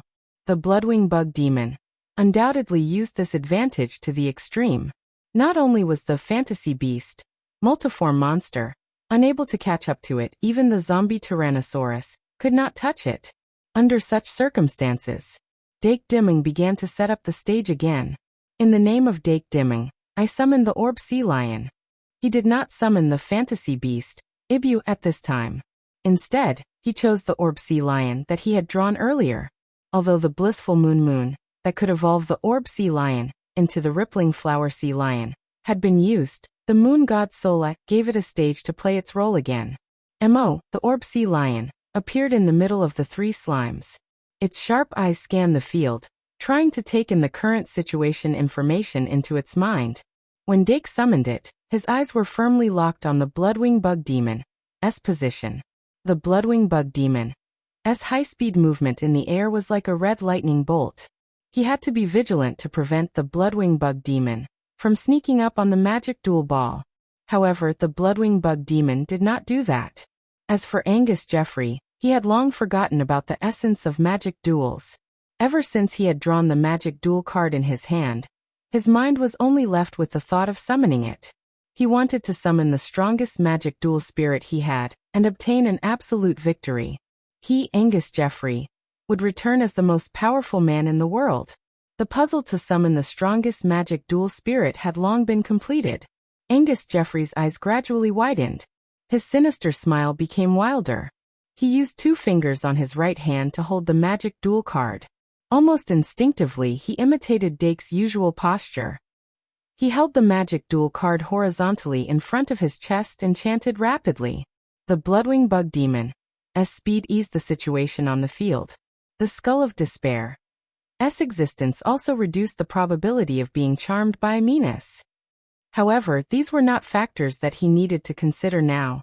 The one darker than the darkness, the one deeper than the night, reappear in the world under the summons of your devout followers. I offer you a high-level demon and a special demon as a sacrifice. Special summon, the Demon Lord of the Old Era, the fallen Demon King, Armstrong. Angus Jeffrey abruptly raised the magic elven card in front of his chest. A deep black light was released from the surface of the magic elven card and rapidly spread in all directions. The light of Light Morning Hall in the field seemed to be contaminated by this dark light. The sky above became gloomy. The Bloodwing Bug Demon that was fighting the zombie Tyrannosaurus and the Skull of Despair that was controlling it suddenly turned into light after this strange phenomenon occurred. Even the upperclassmen in the ring did not expect Angus Jeffrey to choose to offer the Bloodwing Bug Demon and the Skull of Despair as sacrifices at this time. However, as soon as this thought popped up in their minds, another thought that was even more difficult to understand quickly flashed through their minds. An 8-star Bloodwing Bug Demon and a 3-star Skull of Despair. Is he going to sacrifice and summon an 11-star magic dual spirit? Impossible. No matter how good Angus Jeffrey's hidden talent is, or how much resources he has, it's impossible for him to create an 11-star magic dual spirit card in his 5th year. Absolutely impossible. The upperclassmen's eyes were filled with fear. For a moment there were exclamations everywhere. Meanwhile, in the spectator stands outside the arena, thousands of spectators let out cries of surprise that sounded like a tsunami. At this time, the other matches that were going on in the open-air duel hall had long been ignored.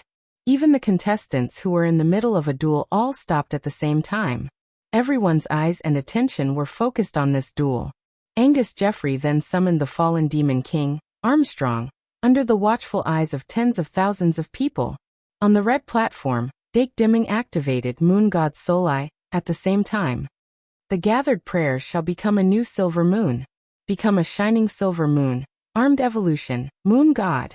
The shadow of the Moon God's soul appeared behind Ball Sea Lion, and suddenly opened its arms to embrace it. The silver moon released from the Moon God's mirror surrounded Ball Sea Lion's body, causing a drastic change in its life form. Ball Sea Lion's appearance gradually evolved from a small sea lion to a humanoid form that was similar to a woman's. When the silver-white armor appeared one by one around its body, it immediately opened its arms and quickly put it on. The silver-white armor was tightly attached to its graceful curves, perfectly showing the lines of its torso. Ball Sea Lion, Moon God. At this time, Moon God's mirror still had a large reserve of Moon God's version of bliss. The divine aura it emitted was more majestic than ever before. However, compared to the vision created by Angus Jeffrey, it was obviously inferior. Darkness rolled in and formed a dark vortex in the air. A terrifying dark summoning circle appeared in the air, and a terrifying aura spread out. Angus Jeffrey could no longer control his emotions. He slammed his hands on the table and shouted, "Come out, Demon King Amu." This time, the word Demon King was clearly amplified by the loudspeaker and spread throughout the entire arena. The audience from all over the world clearly heard this sensitive word. Professor Shi Erfu, who was on his way here because of Professor Li Li's message, frowned. The staff in charge of the barrier was already considering whether or not to activate emergency measures. Dake, who was facing Angus Jeffrey, couldn't help but look shocked. Even though he knew that Angus Jeffrey was related to the Nameless Book, he still didn't expect Angus Jeffrey to be able to create Demon King. Demon King Amu, Dake quickly repeated. That's not the name of the previous Demon King. He had specially searched for information related to the Demon King. However, the existence of the demon race had spanned several eras, and there were as many Demon Kings as there were stars in the sky. It was impossible for him to call out the names of all the Demon Kings. To be honest, he didn't have any impression of this Demon King Amu. However, he couldn't control the curiosity in his heart. It doesn't matter which generation the Demon King is. How did Angus Jeffrey summon the Demon King? Dake's brain worked quickly, and he saw that the zombie Tyrannosaurus had already rushed towards Demon King Amu, without hesitation. Although the aura emitted by Demon King Amu was terrifying, excluding the negative aura, its star level wasn't as high as imagined. It wasn't even a 4th-rank magic elf. Yes, even though it used the Bloodwing Bug Demon and the Skull of Despair as sacrifices, it was only a 9-star.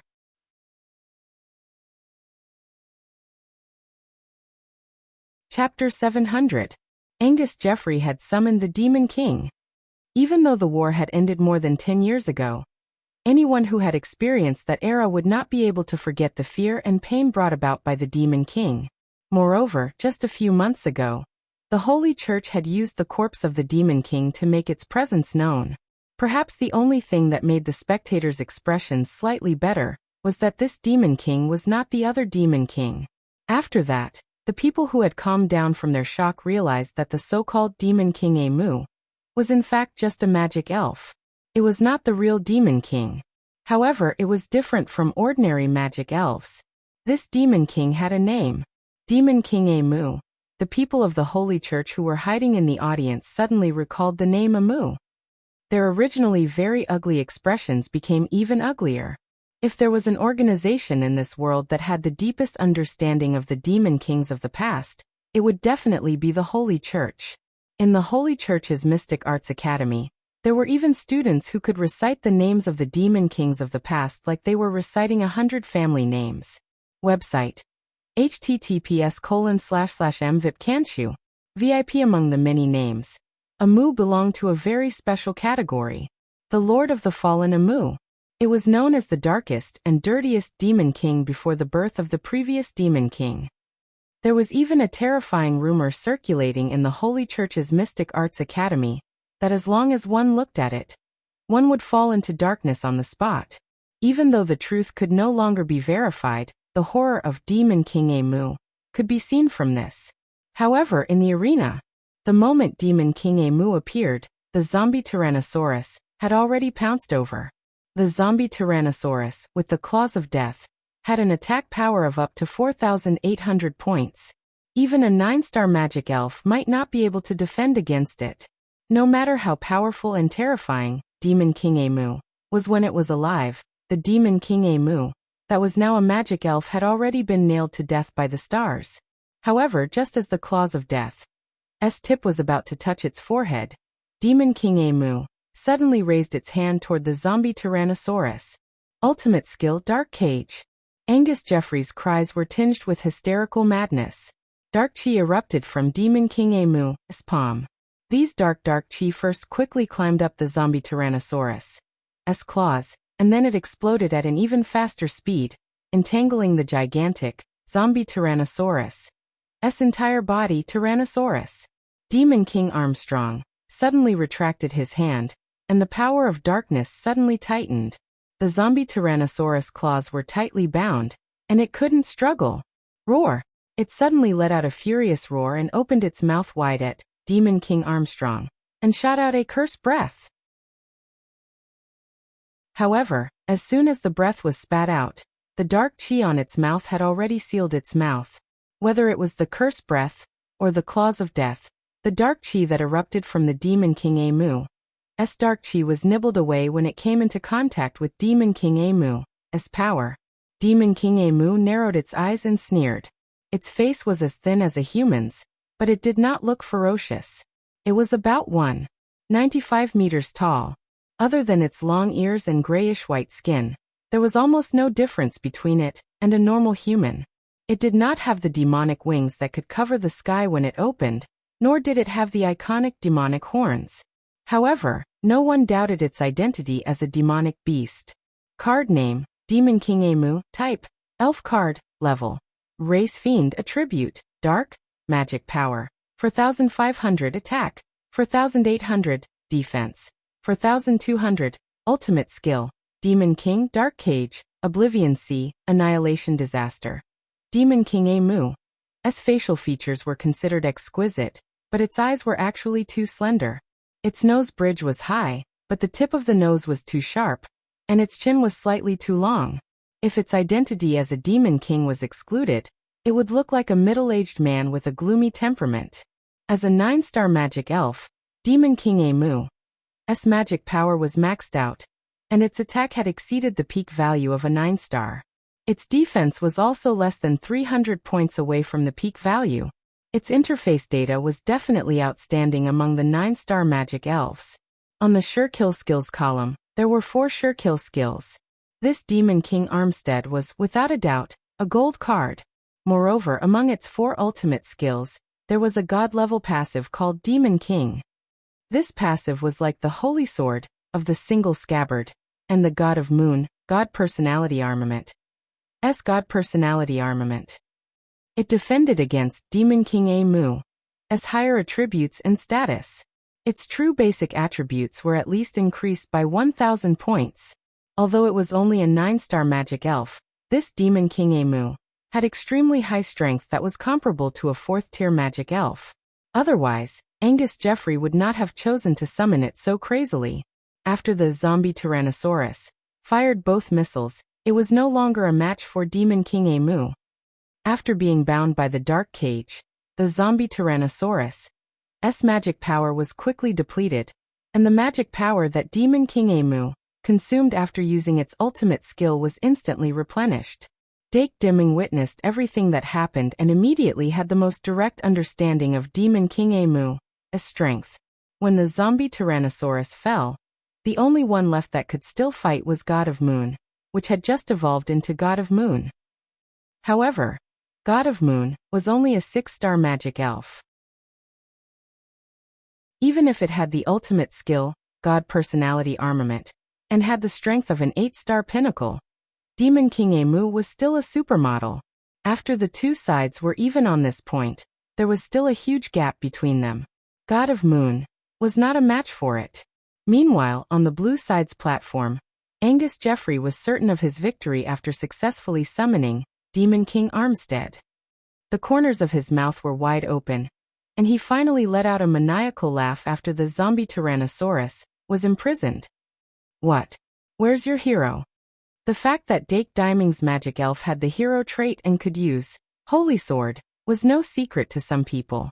However, Angus Jeffrey didn't realize that when he said those words, he had already nailed himself to the position of the antagonist. In the ring, Hero's son White Gouda, who was watching the battle, had mixed feelings after hearing those words. Dake's eyes flashed.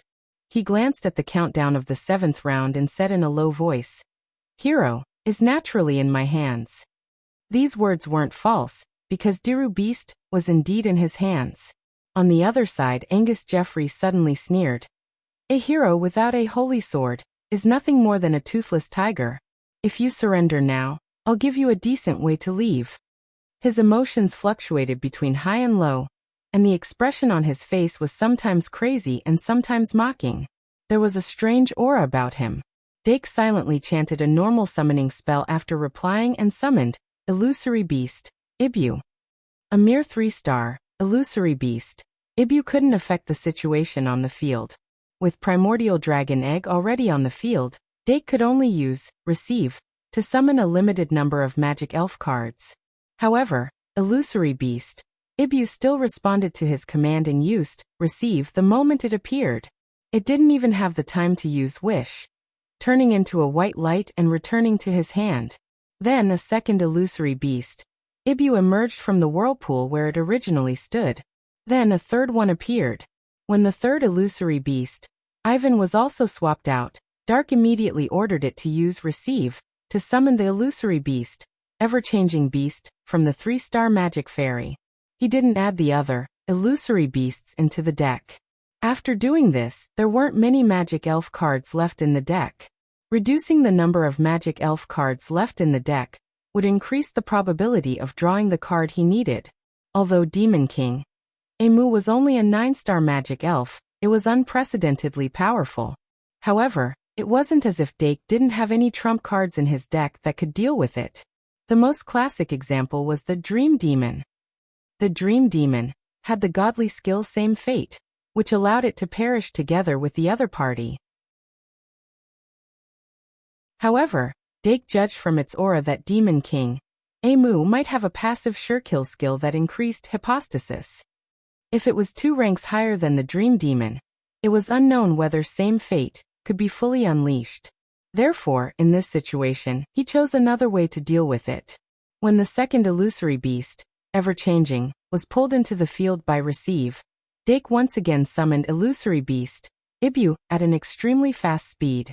Then, Illusory Beast, Ever-Changing, transformed into Illusory Beast, Ibu on the spot and used Receive again.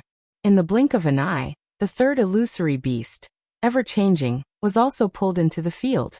Then this Illusory Beast, Ever-Changing, once again used Transform and transformed into Illusory Beast, Ibu, before using Receive again. This time, a dark green spirit-type magic elf, Dream Demon, was summoned. 2 Illusory Beast, Ibu, and 2 Illusory Beast, Ever-Changing, and 1 Dream Demon. In the last 10 seconds of the 7th round, Dake reduced the remaining 23 magic elf cards to 18. In the 8th round, he would draw 2 magic elf cards from the remaining 18. Battle Stage 8. 30s following the sound of the round changing, both sides. No, only Dake Dimming drew a card again. Angus Jeffrey stood on the blue side's platform without moving. On one hand, he clearly knew that he had already summoned the strongest magic elf in his deck. On the other hand, he was clearly too excited. A futile struggle. He watched as Dake Dimming kept summoning and switching magic elf cards at the end of the 7th round. He only felt that he was in a panic, and his heart was filled with a sense of superiority that he had not felt for a long time. The arrogance that was hidden deep in his heart because of the consecutive attacks came out once again. He only ordered Demon King, Amu, to continue attacking. In his eyes, one of Dake Dimming's trump cards, the 7-star magic elf Zombie Tyrannosaurus, was completely killed by Demon King, Amu at the end of this round. As the Zombie Tyrannosaurus left the field, the dark aura that overflowed from Demon King, Amu's body became even more terrifying. Although Angus Jeffrey did not continue to draw cards, he did not waste time. After Demon King, Amu completely killed the Zombie Tyrannosaurus. He immediately ordered it to use the next ultimate skill. Let the darkness descend. Let the world sink. Amu, use Sea of Oblivion. The fallen Demon King turned around to look at him, then turned back to look at the group of ants on the opposite side. Then it suddenly raised its right hand with its palm facing upwards. The power of darkness instantly exploded from its palm, and circles of ripples rapidly spread outwards, like a whirlpool, like a tidal wave. As time passed, the ripples became thicker and thicker, like a surging tide, like a rolling wave, layer upon layer, affecting the entire field. The entire field was covered by the terrifying pitch-black Sea of Oblivion.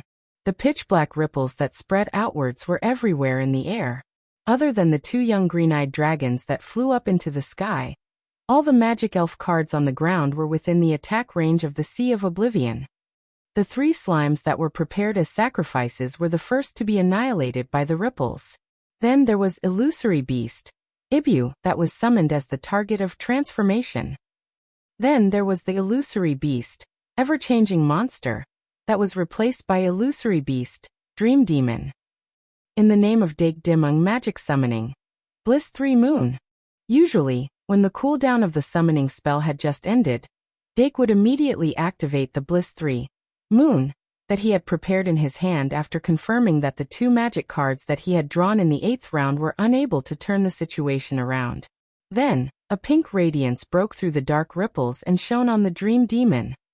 The 5-star magic elf, Dream Demon, evolved rapidly under the effect of bliss. Then, in that instant, it was bombarded to the brink of death by the ripples of the Sea of Oblivion. Same fate activated.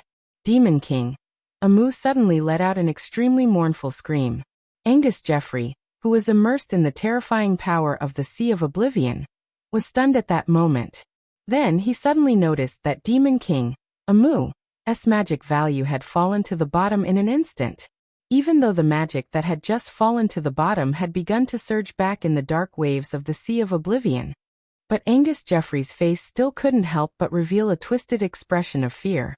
In the next second, rays of moonlight that emitted a pure aura fell straight down from the sky. Good morning, asterisk, asterisk degree asterisk, asterisk requesting votes.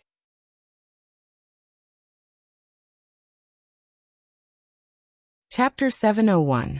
Nothing could describe Angus Jeffrey's emotions in that instant.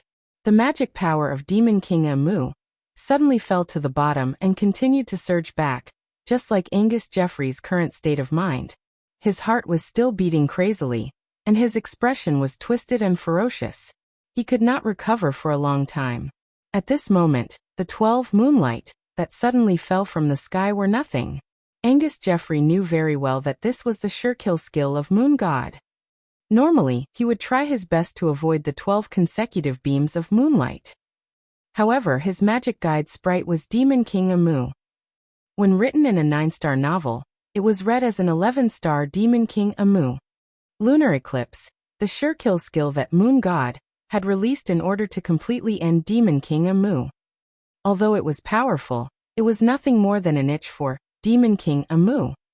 Demon King Amu's magic power continued to surge back.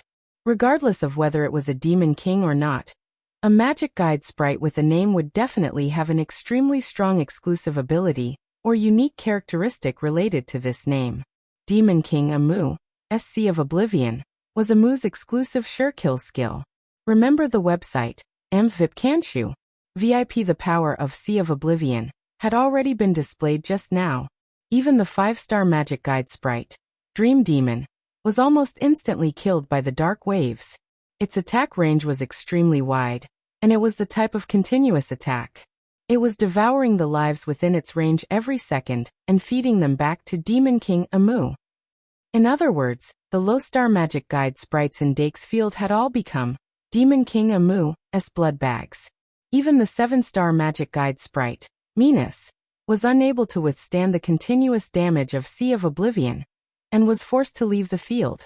In the blink of an eye, only the 2 young dragons with green eyes flying in the sky and the moon god on the ground were left on Dake Diming's field. Angus Jeffrey glanced at the moon god and subconsciously reached out for a card. He hadn't even drawn a card, and he didn't even bother to summon the magic elven cards in his hand. In his eyes, there was only the invincible Demon King, a muster. However, as Demon King Amu's invincibility was instantly broken, he suddenly regained his senses. Dream Demon, same fate. Demon King Amu's miserable howls made him feel fear. He could not bear the terrifying reality of being defeated even after summoning Demon King Amu. Therefore, after he was lucky enough to survive, he swore that he would secure victory as soon as possible. We can't delay it any longer. Dake Diming's trump card might be stronger than I expected. He thought that he had already thought highly of Dake, but he suddenly realized that he had still underestimated him. And on the red team's platform, Dake, on the other hand, had a serious look on his face after he confirmed that same fate hadn't been completed. The 2 magic cards he drew in the 8th round were Lion Beast, Warhorn. He still had 2 Illusory Beast, Ibu, 1 Illusory Beast, Ever-Changing Beast, and 1 Diru Beast in his hand. However, in the current environment, other than Warhorn, the other magic elven cards couldn't be summoned. They would only be buried in the Sea of Oblivion the moment they were summoned. There are still 16 cards left in the deck. He would never give up until the very last moment in a magic duel. Moreover, he had a very clear goal in his actions so far. The so-called trump card was to have the ability to turn the tables at the most crucial moment. He didn't lack such trump cards. He just needed to drag it out for one more round. Once again, he would bet his hopes of turning the tables on the next round. His white and smooth cheeks flushed red, and his adrenaline kept rising. In this desperate moment, Dake Diming found himself unprecedentedly excited. Why was the trend of duels able to start a new era? Why were powerful magisters willing to reveal themselves in duels? The end of the war caused the magisters to lose their battle stage, but the popularity of magic duels gave them a new soul. Ballsy Lion, persevere. The magister's shouts entered his soul.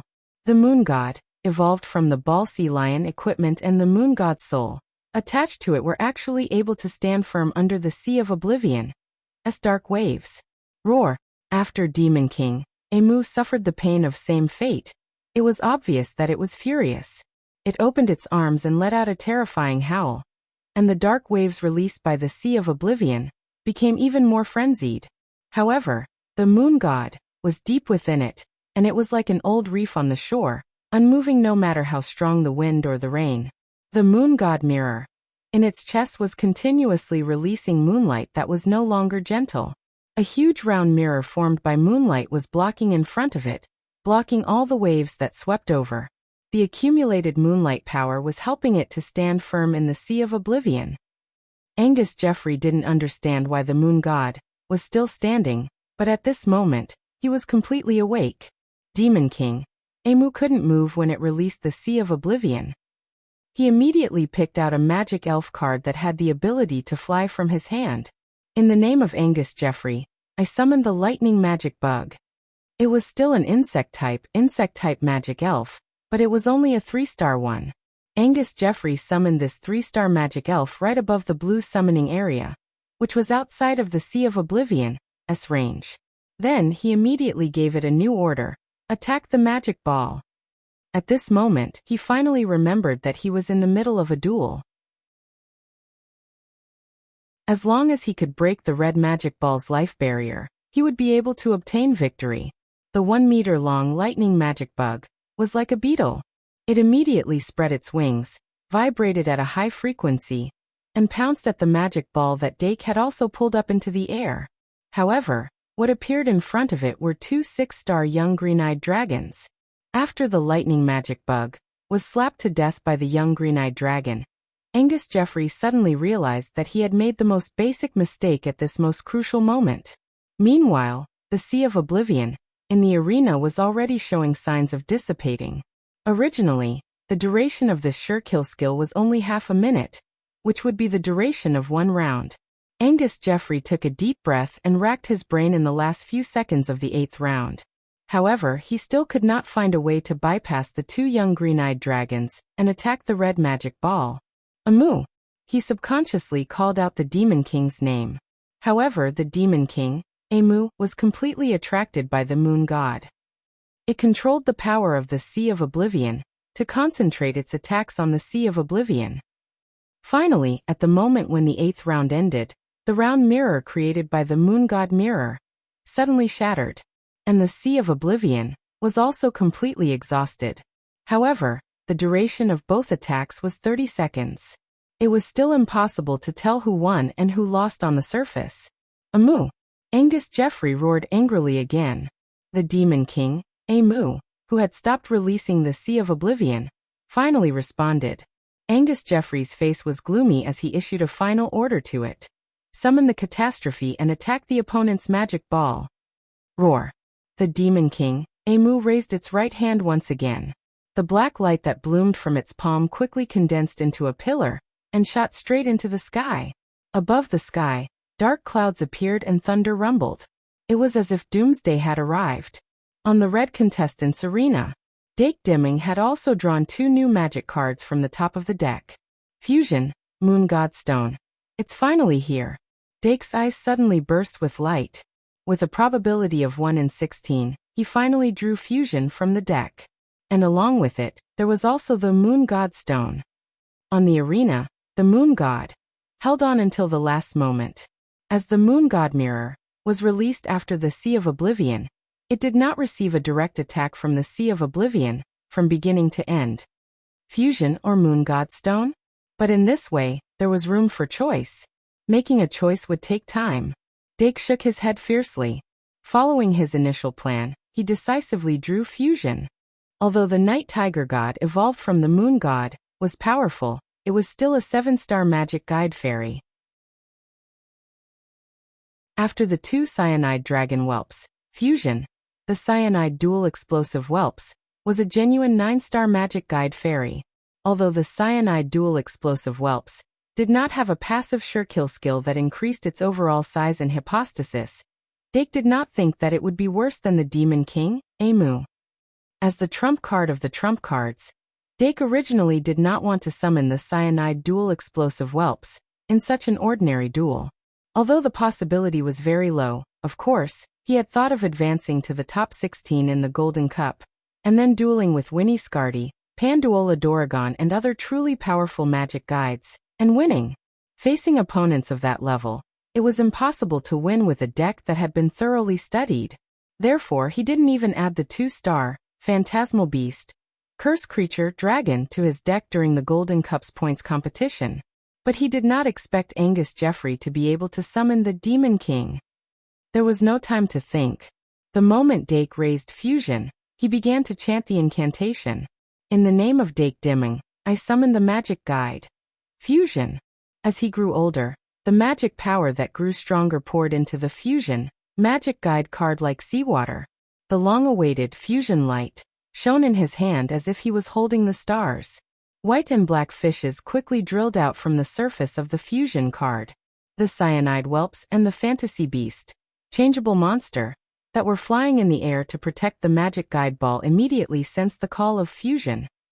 The 2 magic guide fairies suddenly showed a look of excitement as they dove down from the air almost at the same time. At this time, there was a strange phenomenon in the sky. The Demon King, Amu, had begun to cast its ultimate skill, Annihilation Calamity. Angus Jeffrey saw that Dake Dimming was in high spirits. Although he did not want to believe that he could summon a magic guide fairy that could compete with the Demon King, Amu, the fear in his heart had already overflowed. Suddenly, his fingers trembled and a magic guide card slipped from his fingers. He quickly reached out to grab it, but more magic guide cards fell. F***CK. Angus Jeffrey was instantly enraged. He slammed the useless cards in his hand on the card table. Then he suddenly raised his head, gritted his teeth and glared fiercely at the opposite side. The order he gave to the Demon King, Amu, was to attack the magic guide ball. Once the charging was completed, Annihilation Calamity would descend upon the world, and the life barrier with a magic value of only 8,000 points would be instantly shattered. After that, no matter how many trump cards Dake had, it would be impossible to reverse the situation. From wanting to crush him to only wanting to win now, Angus Jeffrey had gone through a very deep psychological journey. However, what he thought in his heart was ultimately going to be completely destroyed, like the name of the calamity. The two fishes that flew out from the surface of the fusion card had already flown towards the cyanide whelps and the fantasy beast, changeable monster, that were diving down. The white fish flew towards the cyanide whelps. The black fish flew towards illusionary beast, ever-changing monster. The two fishes expanded in the wind and entangled the two cyanide whelps. Then, the two magic guide fairies looked at each other and turned into light at the same time, flying into the sky. The two light pillars that entangled the fishes spiraled in the air like DNA and finally merged completely. The huge and mysterious fusion summoning array bloomed in the air. Under the gazes of thousands of people, the round-headed cyanide whelps with two heads appeared from the fusion summoning array. The cyanide double explosive whelps had appeared. Although it was still in the form of a young dragon that lacked edges, the aura released by the cyanide double explosive whelps was still on a completely different level from the cyanide whelps. The senior students in the ring-shaped belt immediately realized in shock that this was actually a 9-star magical guiding sprite. Dake Dimming, who had just entered his second year, had actually summoned a 9-star magic guide fairy in this duel. The scales of victory and defeat began to sway in an instant. Some of the students who had originally thought that Angus Jeffrey would definitely win were instantly shaken. As for the cyanide double explosive whelps, that emitted a powerful dragon might, the moment it appeared, it suddenly opened its dragon mouth at the Demon King Amu. Two white lights with a destructive aura instantly shot out and hit the Demon King Amu's face. Then, the end of the world had arrived. Dark clouds covered the sky, lightning flashed and thunder rumbled. A blood-red crack quietly appeared. The sky completely split open. The Demon King Amu, whose face was covered in mud, suddenly roared angrily. Meteorites descended.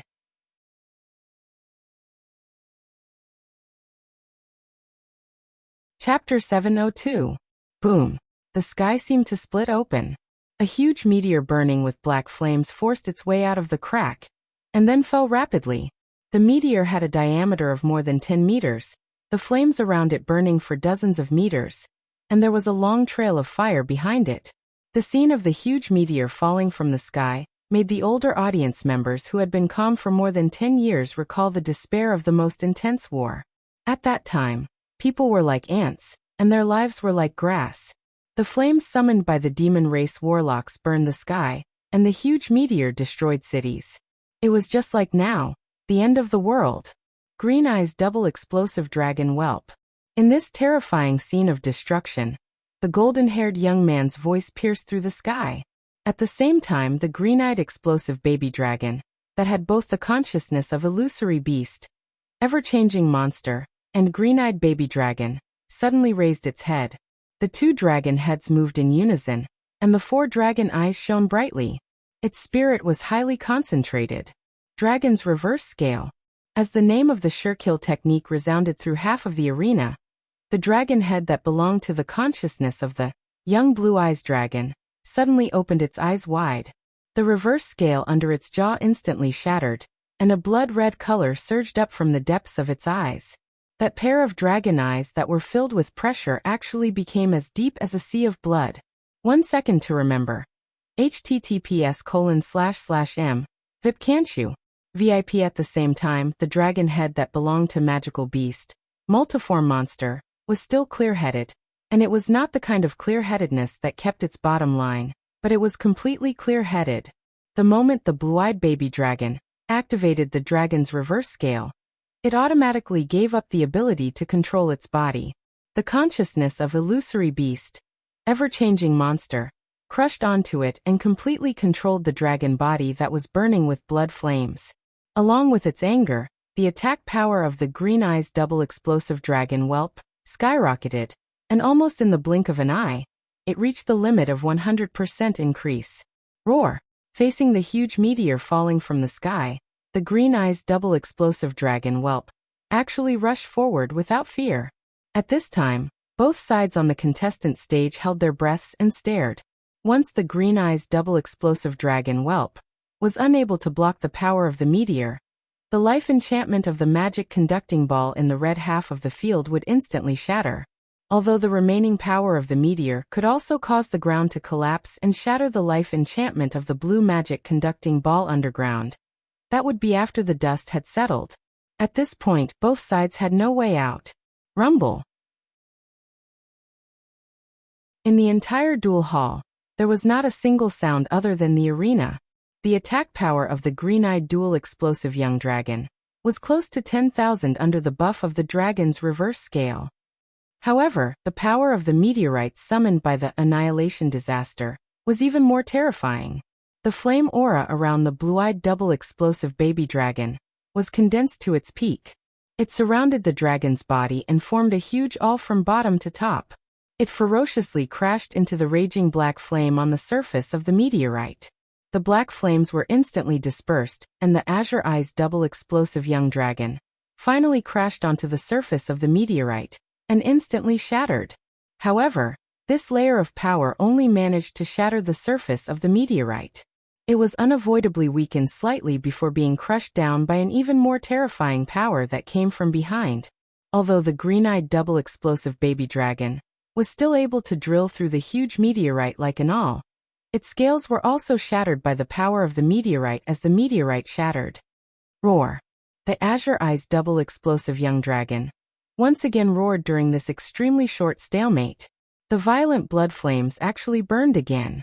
One of the dragon's eyes was filled with anger, while the other dragon's eyes were filled with arrogance and coldness. Boom! There was another explosion that sounded like the collapse of heaven and earth. The tens of thousands of spectators outside the arena only saw the meteorite suddenly explode. The two-headed blue-eyed white dragon actually forcibly broke through the meteorite and soared into the sky. It actually blocked it. The spectators who were shocked by the scene of the end of the world suddenly exclaimed in disbelief. The spectators who were deathly silent earlier were instantly stirred up again. After the azure eyes double explosive young dragon soared into the sky, it emitted a dragon's aura that dispersed the dark clouds and allowed the light to return. No, this is impossible. On the blue team's platform, Angus Jeffrey almost ground his teeth to pieces. However, he instantly retracted his gaze from the sky and fiercely glared at the opponent. The two of them were 100 meters apart, but Angus Jeffrey seemed to be able to clearly see the expression on the opponent's face. Even in such a situation, Dake Diming's face still did not change much. This gave him a sudden misconception that everything was under his opponent's control. Amu! Angus Jeffrey's face was distorted to the extreme. His two bloodshot eyes were almost popping out of their sockets. However, he still called out Demon King, Amu's name once again. Angus Jeffrey did not lose his rationality just because Annihilation Natural Disaster was broken by Azure Eyes double explosive young dragon. Although his heart was constantly filled with anger, hatred, panic, fear, and other endless negative emotions, he still maintained his last bit of rationality. The current situation was not disadvantageous to him. Although Azure Eyes double explosive young dragon had broken Annihilation Natural Disaster, It was also covered in injuries and had consumed a lot of magic power. It would not have much magic power left. However, Demon King, Amu, had not suffered any direct damage from the beginning to the end. Other than the magic power it consumed to use its ultimate skill, it was still in full condition. Don't worry about that dragon. Continue to attack the magic conducting ball. Demon King, Amu, whose ultimate skills were all in cooldown, had a dark glow in its eyes. Then this 9-star magic conducting fairy that had not moved much after being summoned suddenly went berserk. It was only at this moment that the audience, who were shocked by Annihilation Natural Disaster, suddenly realized that Demon King, Amu, also had extremely high attack and defense. Even if it did not use its ultimate skill, it was still extremely terrifying. The distance of 100 meters was covered in an instant. Dake's pupils shrank, and his gaze suddenly focused. When Azure Eye's double explosive young dragon had already broken Annihilation Natural Disaster, his usual summoning spell's cooldown had also finished. As long as he had time, he could summon the Moon God Stone and let Night Tiger God descend. However, Angus Jeffrey's reaction was extremely fast. Demon King, Amu's actions had completely attracted his attention. If he stopped to summon, the red magic conducting ball's life barrier would have been completely shattered in the process of Moon God evolving into Night Tiger God. The time he had to think was less than 3 seconds. Dake's eyes suddenly released an extremely cold light. Then he did not hesitate to give the order. Double-dimensional. Explosive slash. Azure Eye's double explosive young dragon, which had rushed into the sky to smash the meteorite, suddenly turned around, lowered its head, and looked down at the ground. Then the head that belonged to Fantasy Beast, ever-changing monster's consciousness forcibly controlled the energy in its body to gather at a high level in its claws. An extremely terrifying snow-white light erupted from the 2 dragon claws in an instant. It was as if 2 bright suns had appeared in the sky. The gaze of the green-eyed dual-explosive young dragon suddenly retracted and locked onto the body of Demon King Armstrong, who was charging out in an explosive manner. In the next moment, the white light on the dragon's claws turned into an arc. A snow-white light blade was released from the 2 dragon claws. The 2 light blades formed a cross in the air, and almost instantly crossed space and landed on Demon King, Amu, who was already in front of the magic conducting ball. The cheers of the audience outside the arena had just risen at this time. Most people's minds were still stuck in the previous collision between the dragon and the meteorite.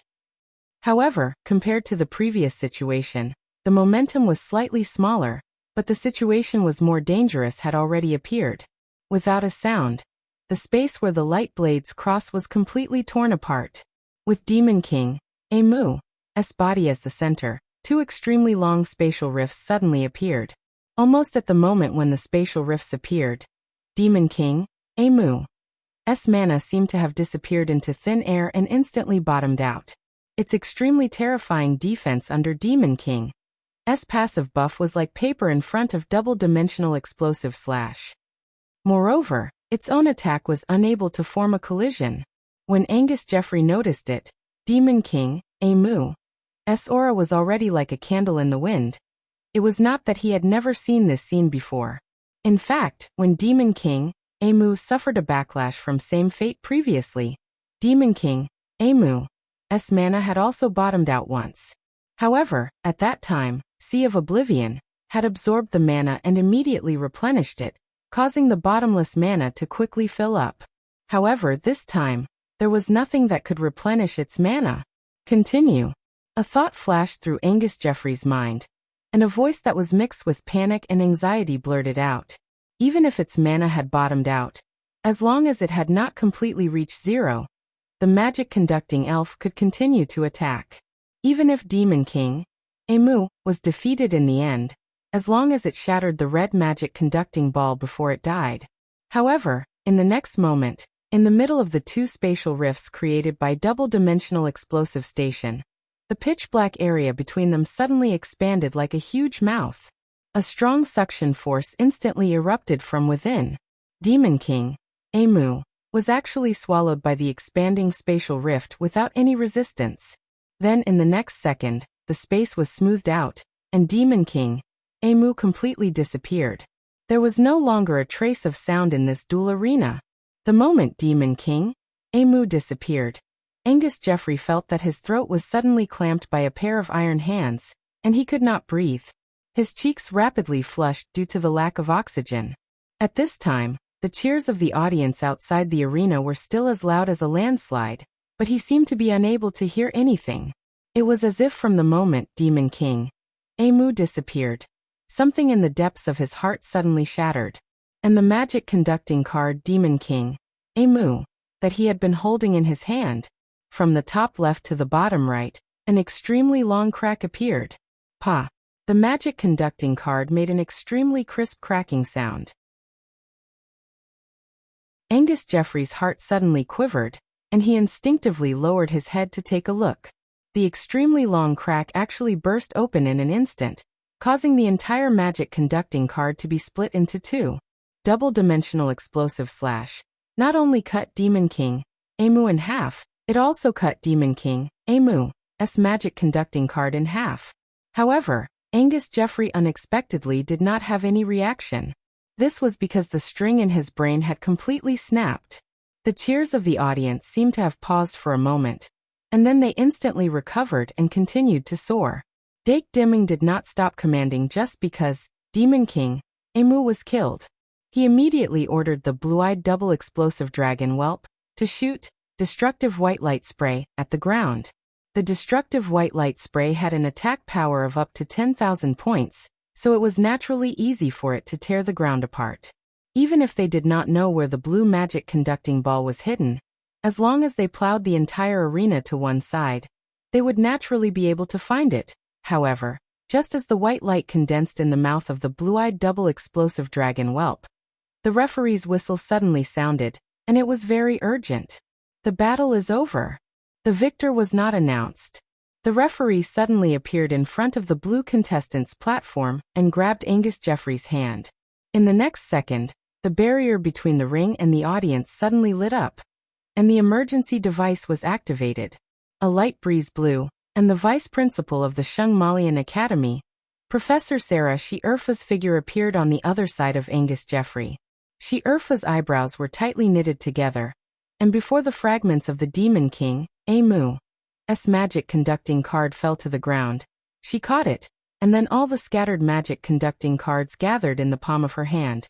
She silently whispered something to the referee, who took emergency measures, and then grabbed Angus Jeffrey's shoulder, and quickly disappeared into a light breeze.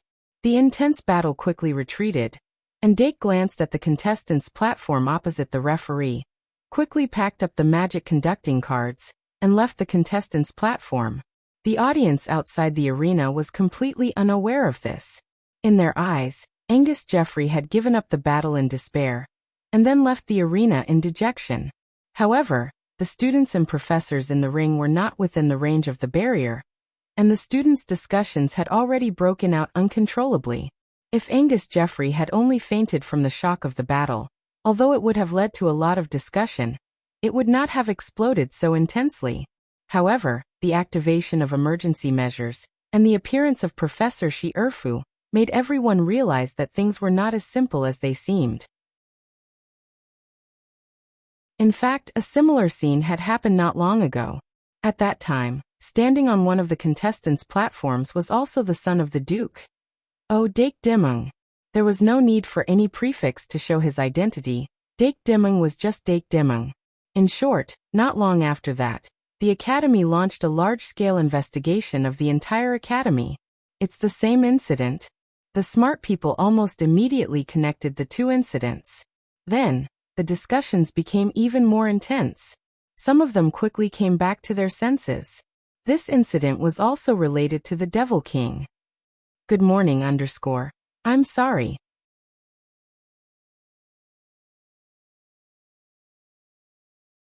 Chapter 703. Is Angus Jeffrey unconscious? Edwin Clarissa asked in a low voice, leaning back in her chair. It seems so.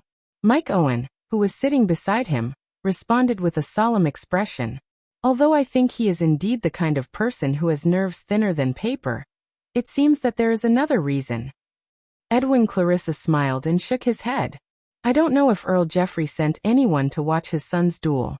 If I let him know Angus's performance in this duel, his expression should be very interesting, right?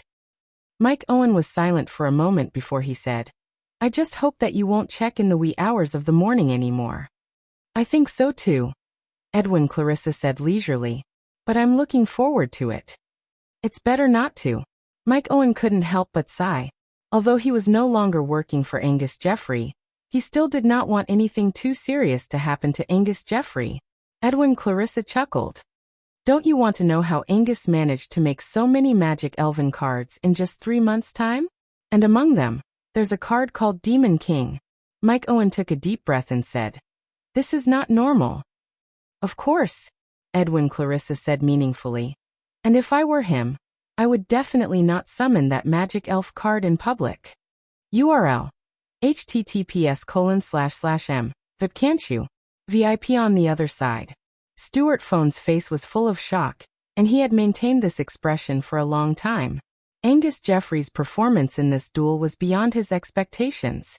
Although he knew that Angus Geoffrey had the confidence to defeat Dake Dimming, he did not know the source of his confidence. And now he finally knew, but he wished he didn't know. Even though the magisters of the Shung Malian Academy would not reject the fiend species, they would not reject the fiend species. However, cultivating a fiend seed and cultivating a demon king were two different things. From the moment Angus Geoffrey publicly summoned Amu, the demon king, on the stage, he knew that Angus Geoffrey was completely finished. Regardless of the outcome of this duel, Angus Geoffrey's future was close to being cut off. What is Geoffrey thinking? Stuart Phone rubbed his face fiercely, his eyes filled with despair. Although he had vaguely sensed that something was wrong with Angus Geoffrey since the beginning of this semester, he did not expect his brain to be completely damaged. Has he forgotten that he is from the Crown Prince's faction? The Crown Prince is relying on the Holy Church. Holy Church allows someone to cultivate a demon king? It's over, it's over. Edwin Clarissa and Stuart Phone were just two more typical examples. There were many people who had similar thoughts. If there were people who thought that a starving camel was bigger than a horse before, they now clearly realized that the camel was really dead. The students were scrambling to discuss this duel, and what might have happened behind the scenes.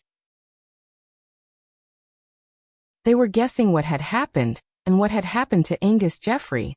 Angus Geoffrey, Vern Morse, the brain fluid demon, the Demon King, and Dake Dimming. What kind of roles did they play in this? When the Demon King was mentioned, people would naturally relate it to the Demon King execution ceremony of the saint. The saint had a very good reputation in this regard, and most people thought that the Demon King was really dead. Angus Geoffrey had summoned a named Demon King from the old era, so no one thought in that direction. When the Academy activated the emergency system, people from the Shung Malian Academy's duel halls all over the world quickly left and spread the relevant information. In the duel hall in the King's City, dozens of people ran out in one breath. These people of course did not see each other, and left as fast as they could.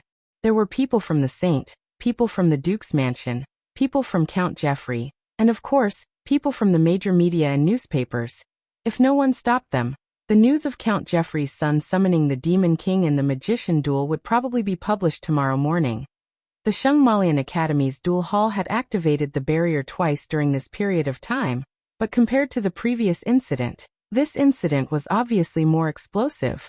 Even if they did not dig deeper, just the things that were shown on the surface were enough to make the headlines. At the same time, Dake Dimming, who had come down from the contestant stage, walked slowly in the contestant passage. Behind him was the Green Eyes double explosive dragon whelp that had not yet been released from the fusion. I searched high and low for it, only to find it without any effort. Well, according to Professor Midia's prophecy, there must be other twists and turns in this incident. But thinking about it carefully, Angus Geoffrey does seem to be very consistent with the previous hypothesis. He has a very high level of skill and talent, and even has resources that ordinary people can't get, but his will is relatively weak. But the strange thing is, why did the flower card not react? Did he not use the flower card? Dake's face was full of doubts, and he lowered his head to think. During the duel, although he noticed something, he did not think too much about it. Now that the duel was over, he finally had the time to think carefully. But the more he thought, the more doubts he had. He gradually walked out of the passage and went straight to the castle. Let's go to the infirmary first.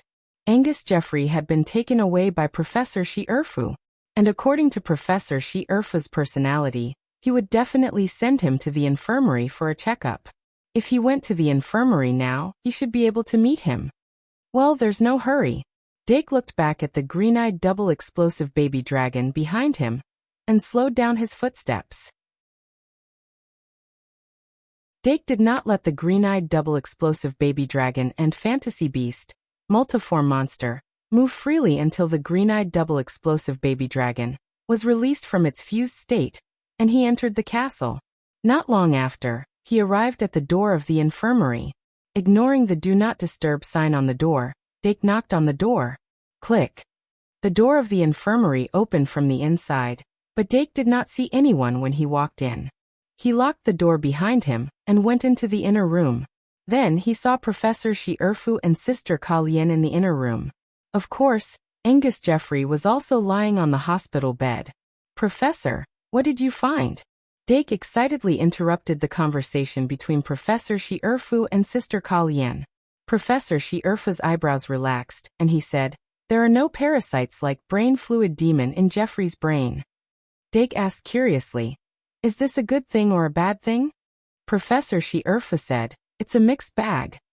Sister Ka-Lien said, "If there is a parasite, it will be more dangerous, but usually as long as the parasite is removed, it will return to normal.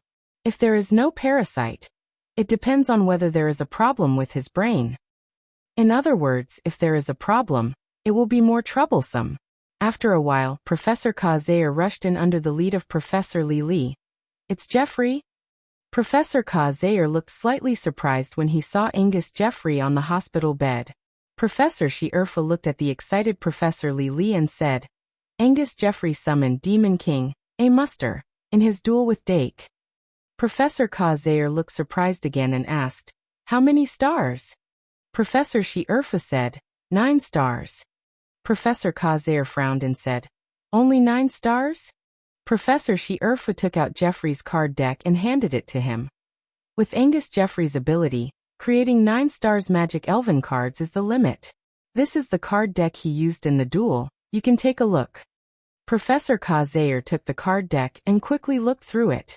The more he looked, the more shocked he became. He suddenly looked up and said, "It should be him. It seems that the book Cameron Macefield mentioned does indeed contain a lot of cultivation methods for demons. Where is the book?" Professor Shi-Erfu shook his head and said, "It's not with him." "Then it's in the dormitory." Professor Ka-Zayer's eyes flashed and said, "We should find it as soon as possible." The unknown book was originally in Cameron Macefield's hands, but it suddenly disappeared.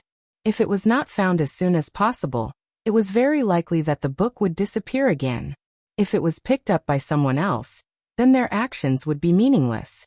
Professor Shi-Erfu quickly nodded and said, "Let's split up.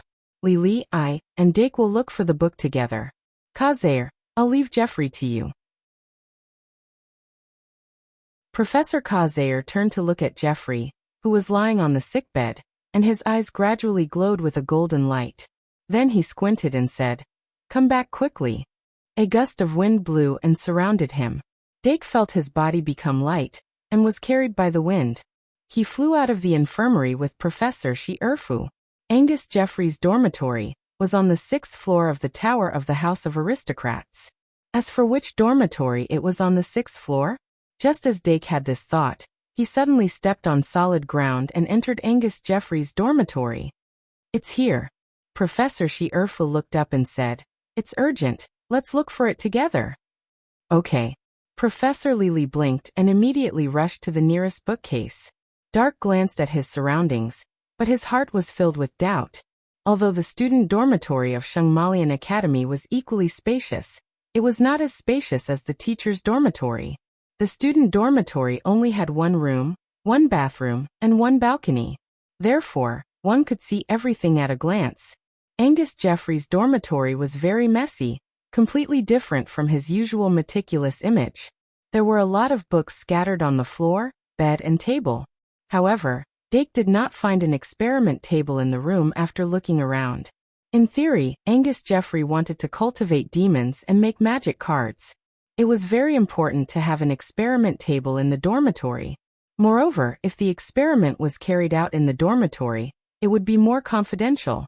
However, in reality, not only was there no experiment table in the dormitory, there was only one material shelf with some leftover materials on it. Angus Jeffrey's laboratory is not here. Dake took a deep breath. Seeing that Professor Li and Professor Shi Erfu had started to look for the book, he could not just stand there and watch, so he joined in. Then, not long after, he found a very suspicious book on the bedside table. As the process of searching for the book was too easy, Dake wondered if the book in his hand was the one he was looking for. However, Professor Li, who was flapping his wings and flying over, was pleasantly surprised. It's it. Professor Shi Erfu, who was still rummaging in front of the desk, immediately flashed to Dake's side. He stared at the book in Dake's hand solemnly and said, "Open it and take a look." Dake nodded slightly and reached out to open the book cover. The book was extremely thick and slightly heavy. However, the cover did not have a title as Cameron Macefield had said. However, considering that the book might be able to erase the traces of its existence, it was understandable that Cameron Macefield could not remember the title of the book. After opening the book cover, the first page of the book was a black and white reproduction of the book cover. The book's name was written in the middle, Into the Abyss. Dake had a deep impression of the name. When he first entered the Shung Malian Academy's library, he found a book with the same name among thousands of books. However, Into the Abyss only recorded a large amount of information about the fiends. It could be said that it was an illustration of the fiends. Moreover, the first page of Into the Abyss was not a reproduction of the book cover. Instead, there was a short sentence: "Frowny face, walk into the abyss and stare into the abyss." It also used the encryption method of the secret ancient language. The so-called secret ancient language was a kind of demonic language that the ancient demons used to pass on knowledge. This kind of demonic language was very special. The encryption level was from 1 to 12. It required the corresponding sequence of demon bloodline to understand it. Dake vaguely remembered that after the short sentence was analyzed with the secret ancient language, it became "Frowny face, remove the fog and see the truth. The full moon will lead you." After that, he copied the information about the little fiends from the book and put it back on the bookshelf. After that, the book Into the Abyss disappeared. Although the book Into the Abyss had the same title as the previous one, it was obvious that they were two different books. Not to mention the content of the book, the material of the book page was completely different. Dake held it in his hand and felt a soft and warm touch. It was as if he was touching the skin of a creature. It's really made from the skin of the book-eating demon. Professor Shi Erfu's whisper made Dake realize something. He turned to the second page of Into the Abyss. This book did not have a table of contents. From the second page onwards, it was about the cultivation method of special demons. Moreover, it was indeed handwritten.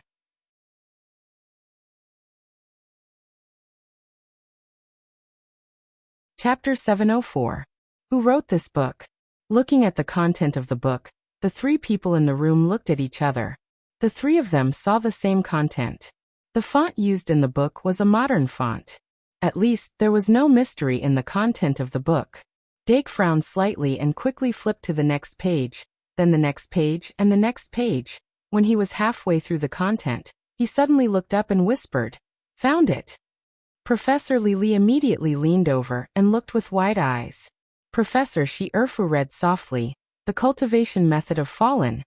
Demon King Armstead was a fallen demon. Fallen were high-sequence demons that were not inferior to vampires, and their lower limit was higher than vampires.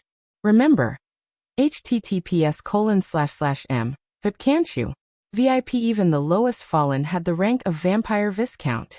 Throughout history, there were many Fallen who became Demon Kings, and Demon King Amu was just one of them.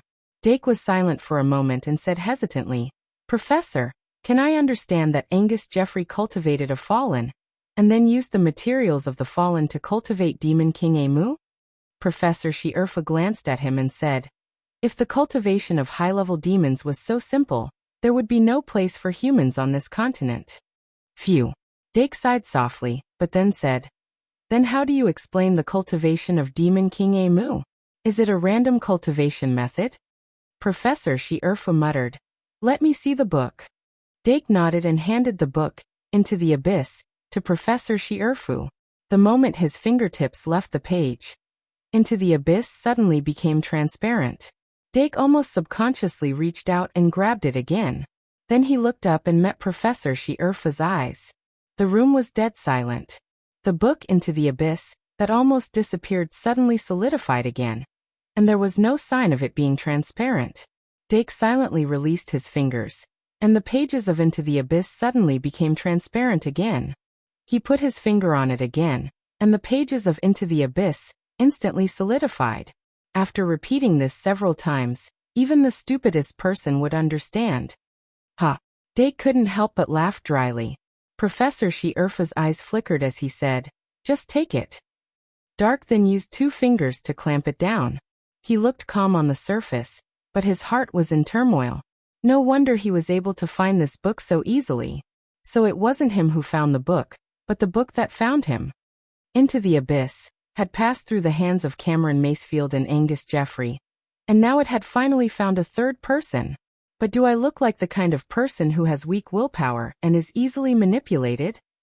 According to the previous analysis, Cameron Macefield was the first to be chosen for this book, probably because Cameron Macefield had mastered extremely high-end mental magic and stood out among the crowd. After that, it gave up on Cameron and disappeared because Cameron's mental defense was very tight and couldn't be penetrated, so it couldn't be manipulated. Therefore, Dake deduced that it would choose a person with a weaker mental willpower. And the current situation just happened to confirm this point. Its second choice, Angus Jeffrey's mental willpower, was indeed not strong enough and could be easily manipulated. But now, it seemed that after experiencing Angus Jeffrey, its selection criteria seemed to have changed. Dake took a light breath to calm himself down as soon as possible, and continued to hold the book. Professor Shi-Erfu, on the other hand, finished reading the contents of this page extremely quickly and quickly said, "Flip to the next page." Dake nodded and flipped to the next page, quickly browsing along with Professor Shi-Erfu. During this process, he also carefully read the contents of the book. After more than 10 minutes, Professor Shi-Erfu nodded slightly, and Dake put the book away. He had already come to a conclusion. Apart from the cultivation method of special demons, this book, Into the Abyss, didn't record anything else. Of course, it was impossible for there to be any content related to magic elven cards. And to cultivate demons according to the method described in the book, especially high-level demons, was bound to be very difficult. But what if he only cultivated a part of the demon's body parts? "I understand," Dake said in realization. "Cultivating a magic elven card doesn't require cultivating a complete demon. Perhaps Angus Jeffrey did cultivate a complete demon in the beginning, for example, that brain fluid demon. But after that he definitely didn't continue." "That's what I thought." Professor Shi-Erfu nodded. Dake analyzed carefully. Cultivating a complete high-level demon requires too many resources. Even Angus Jeffrey, his resources are limited. Moreover, his time is very limited. And no matter if it's the current Angus Jeffrey or the past Cameron Macefield, the first thing they thought of after getting into the abyss wasn't to cultivate demons, but to use it to refine magic elves. This is probably the thought process of a magus. If it were me, perhaps I would have the same thought. But according to the contents of Into the Abyss, it's obvious that it passed between several students to cultivate more demons, and not some magic elven card. So it's only a matter of time before it gives up on Angus Jeffrey and chooses someone else to replace him. I just didn't expect it to happen today. Professor Shi-Erfu shook his head and said, "How can it be so coincidental? There must be some special connection between it and Angus Jeffrey, so it decided to find someone else when it felt that something was wrong. Anyway, let's go back to the infirmary first." Angus Jeffrey's room was empty. Apart from Into the Abyss that Dake found, there was almost nothing else. So there was no point in staying here any longer. The three of them nodded to each other in confirmation. Professor She-Erfu summoned a gust of wind again, and quickly left with the three of them. Soon they returned to the infirmary. When they landed outside the infirmary, they didn't make a lot of noise. Sister Ka-Lian and Professor Ka-Zaire were still examining and diagnosing Angus Jeffrey in the room inside. Professor She-Erfu glanced inside and motioned for Dake and Lili to sit down and wait patiently. After about 15 minutes, Professor Ka-Zaire lifted the curtain and walked out of the room inside. His expression was calm, and no joy could be seen. Professor She-Erfu immediately asked, "How is it?" Professor Ka-Zaire glanced around and said, "Did you find the book?"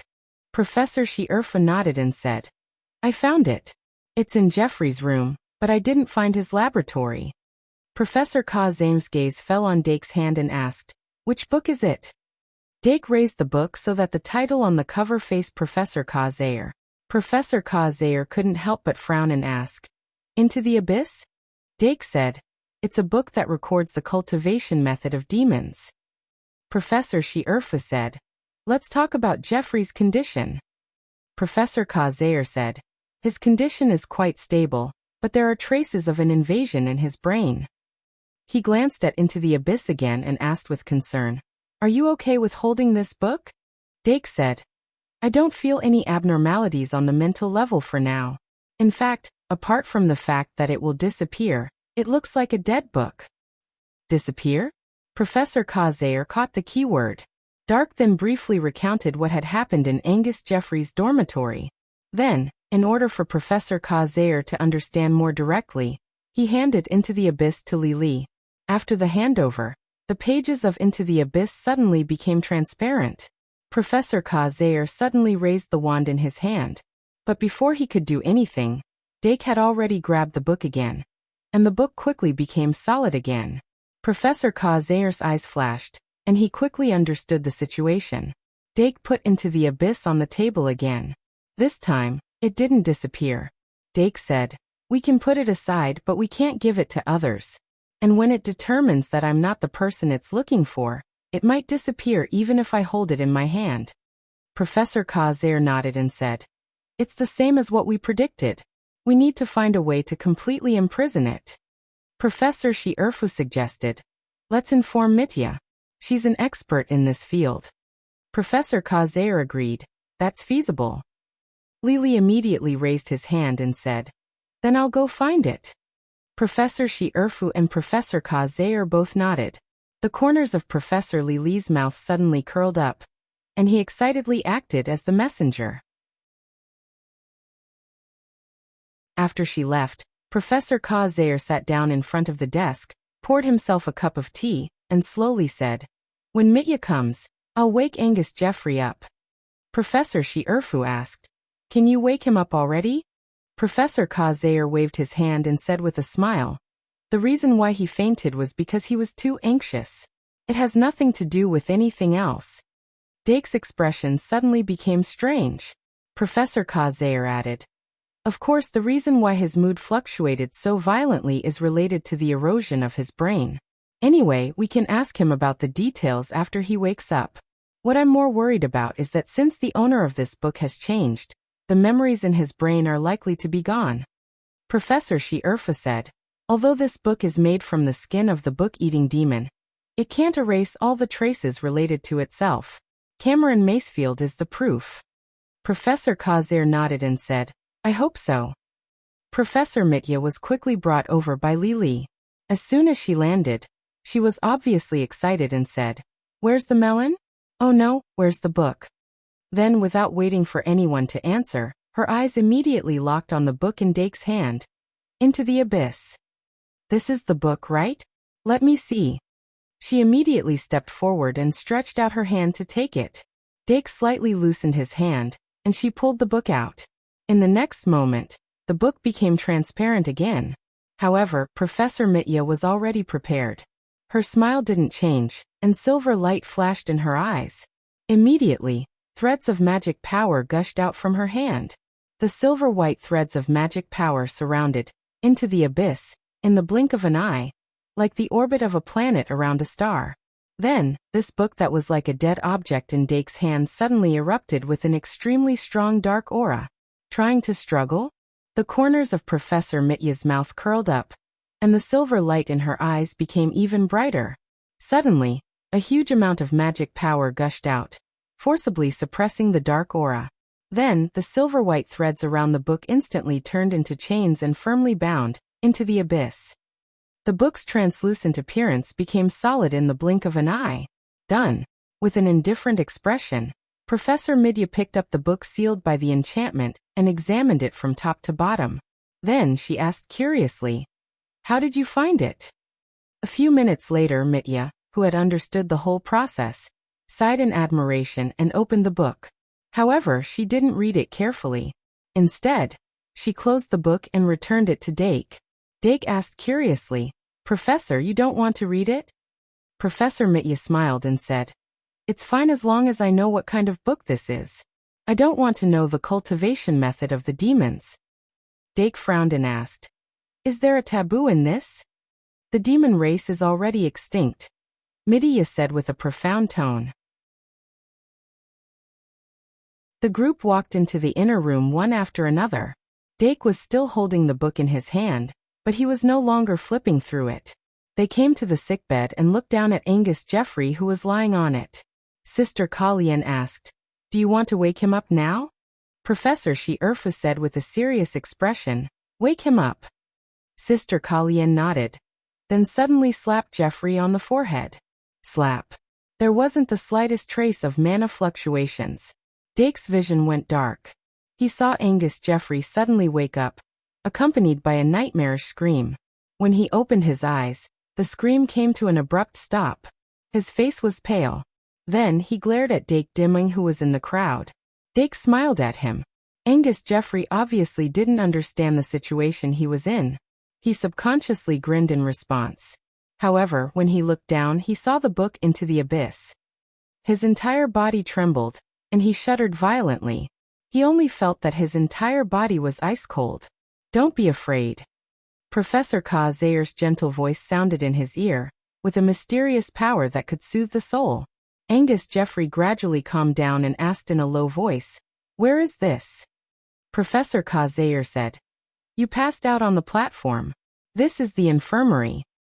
"Passed out on the platform?" Angus Jeffrey murmured several times. Suddenly, his eyes rolled back, his head fell back, and his consciousness was cut off again.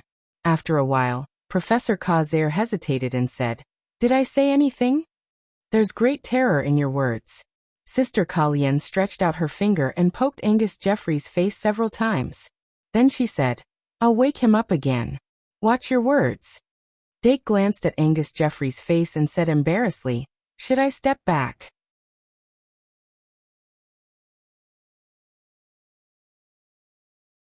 Chapter 705.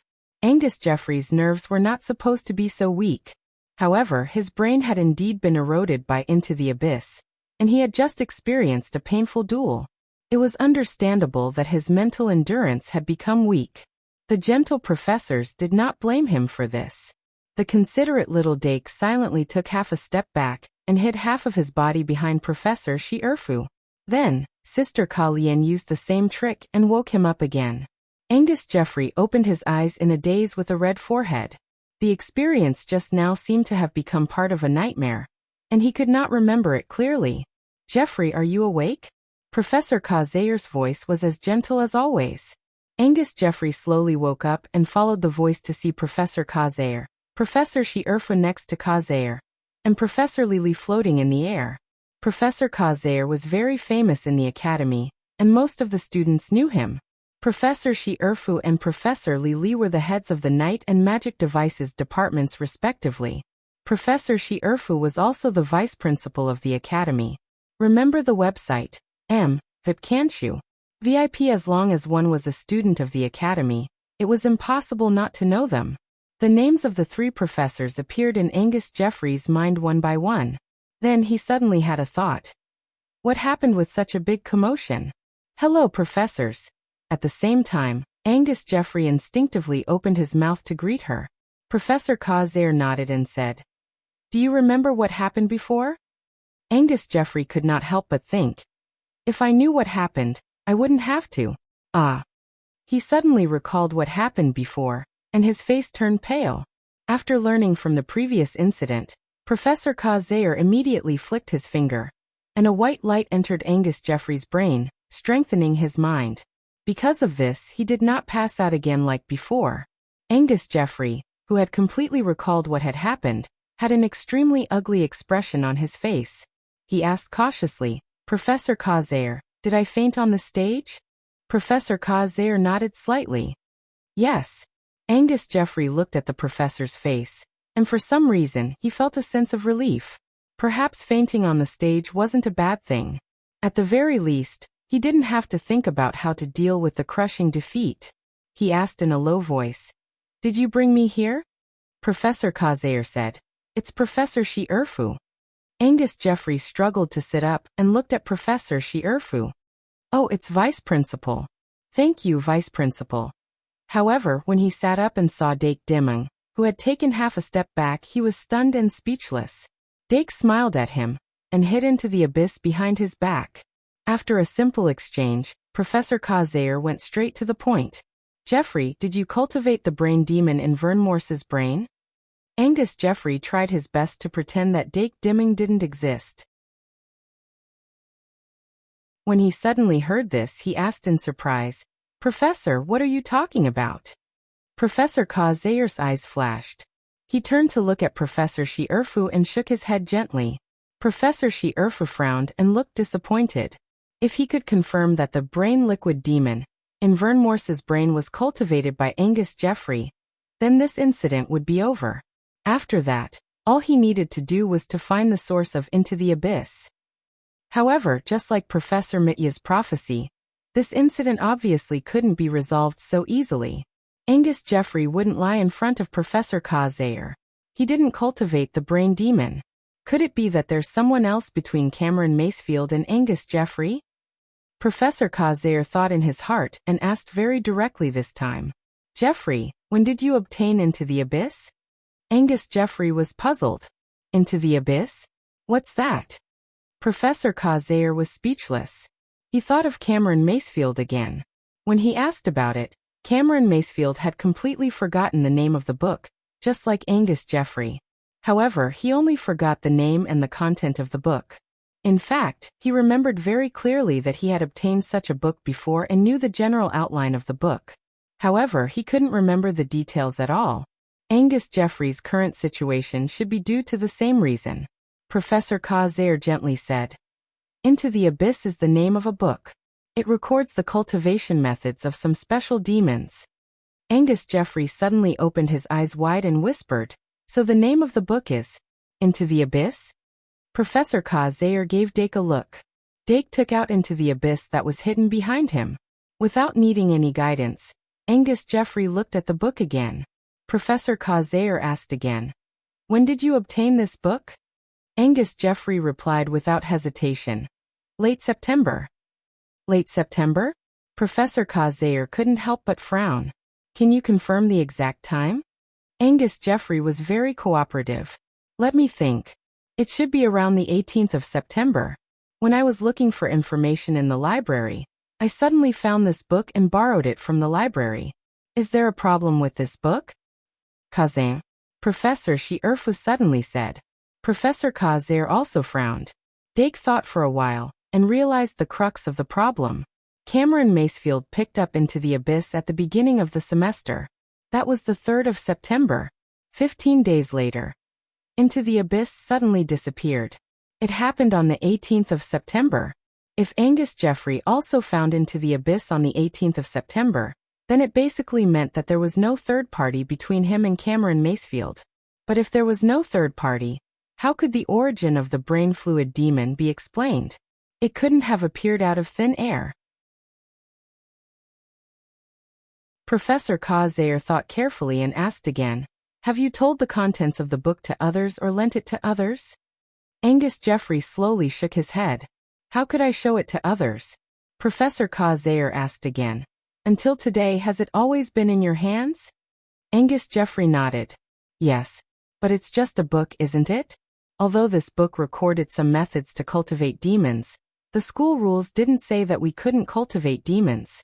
And I only cultivated some body parts as materials. Wait, I think I forgot something? Professor Kazair explained. That book was made from the skin of the book-eating demon.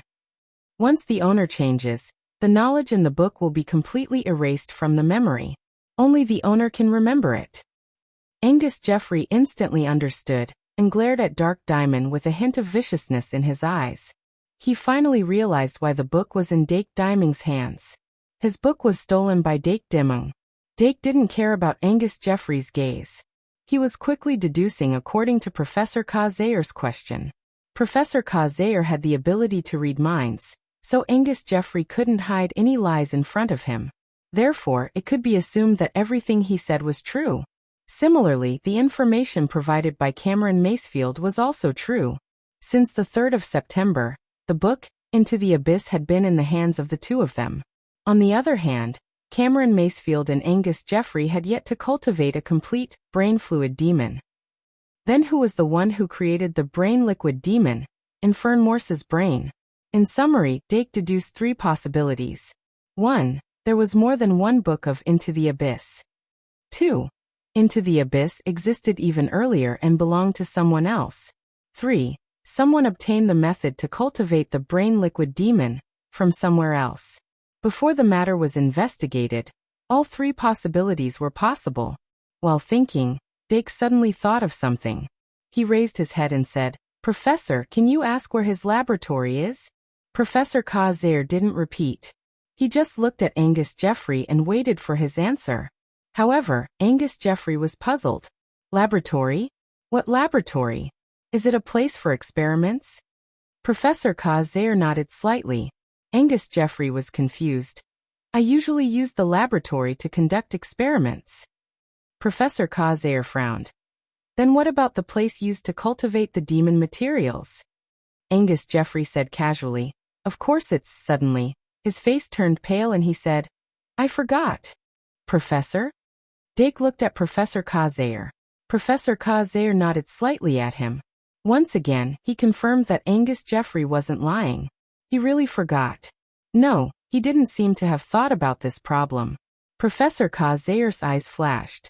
In the process of this conversation, he actually obtained more information that he didn't have on the surface. Jeffrey, you rest first.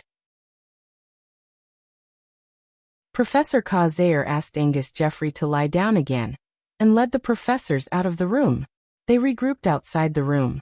Professor Kazair's face gradually became serious. Professor Shierfu asked, What did you see? Professor Kazair said. Angus Jeffrey recalled a lot of things when he answered the question. I saw something strange in it. Li's eyes immediately lit up and he said, What's strange? Professor Kazair said, Eating the book demon will only take away memories related to the content of the book. But Jeffrey forgot a lot of things. Then he spoke tirelessly. Dake listened carefully. The more he listened, the more he felt something was wrong. His eyes became more and more solemn. As mentioned earlier, Angus Jeffrey had forgotten where the laboratory he used to cultivate demons was. But that wasn't the only thing he had forgotten. He had also forgotten where and when he had made those new magic cards. In his memory, those magic cards seemed to have come out of nowhere. But he didn't doubt it at all. No, he did have the memory of collecting materials and reading Into the Abyss. But he didn't have the memory of refining those magic elven cards. What's going on? Dake couldn't help but ask. But the professors looked at each other and couldn't figure it out for a while. Professor Midya, who had been watching from the side, suddenly said, Originally, if Into the Abyss was still in Angus Jeffrey's hands, we could follow up and investigate. Professor Kazair retorted, That's the book's independent behavior. Professor Midya blinked and smiled. I'm just saying if. Okay, stop arguing. Professor Shierfu frowned and said, We need to think about it carefully. This may be the key to breaking through the fog. Is it possible that his memory was simply modified? Professor Kazair said, His brain does have traces of erosion, but the traces are not deep. If a large part of the memory was modified or deleted, the traces are very obvious. Of course, my research on the brain is not deep, so my conclusion may be wrong. Modified, deleted. Dake's eyes suddenly lit up and said, "Is it possible that he just doesn't know?" Professor Kazir was puzzled. "What do you mean?" Dake said, "If he didn't have that content in his memory, there naturally wouldn't be any traces of modification or deletion." "You mean?" Professor Kazir's heart skipped a beat, and he immediately said, "You mean he cultivated demons and refined them into magic elves without knowing it himself?" Dake nodded and added, "It's just a hypothesis."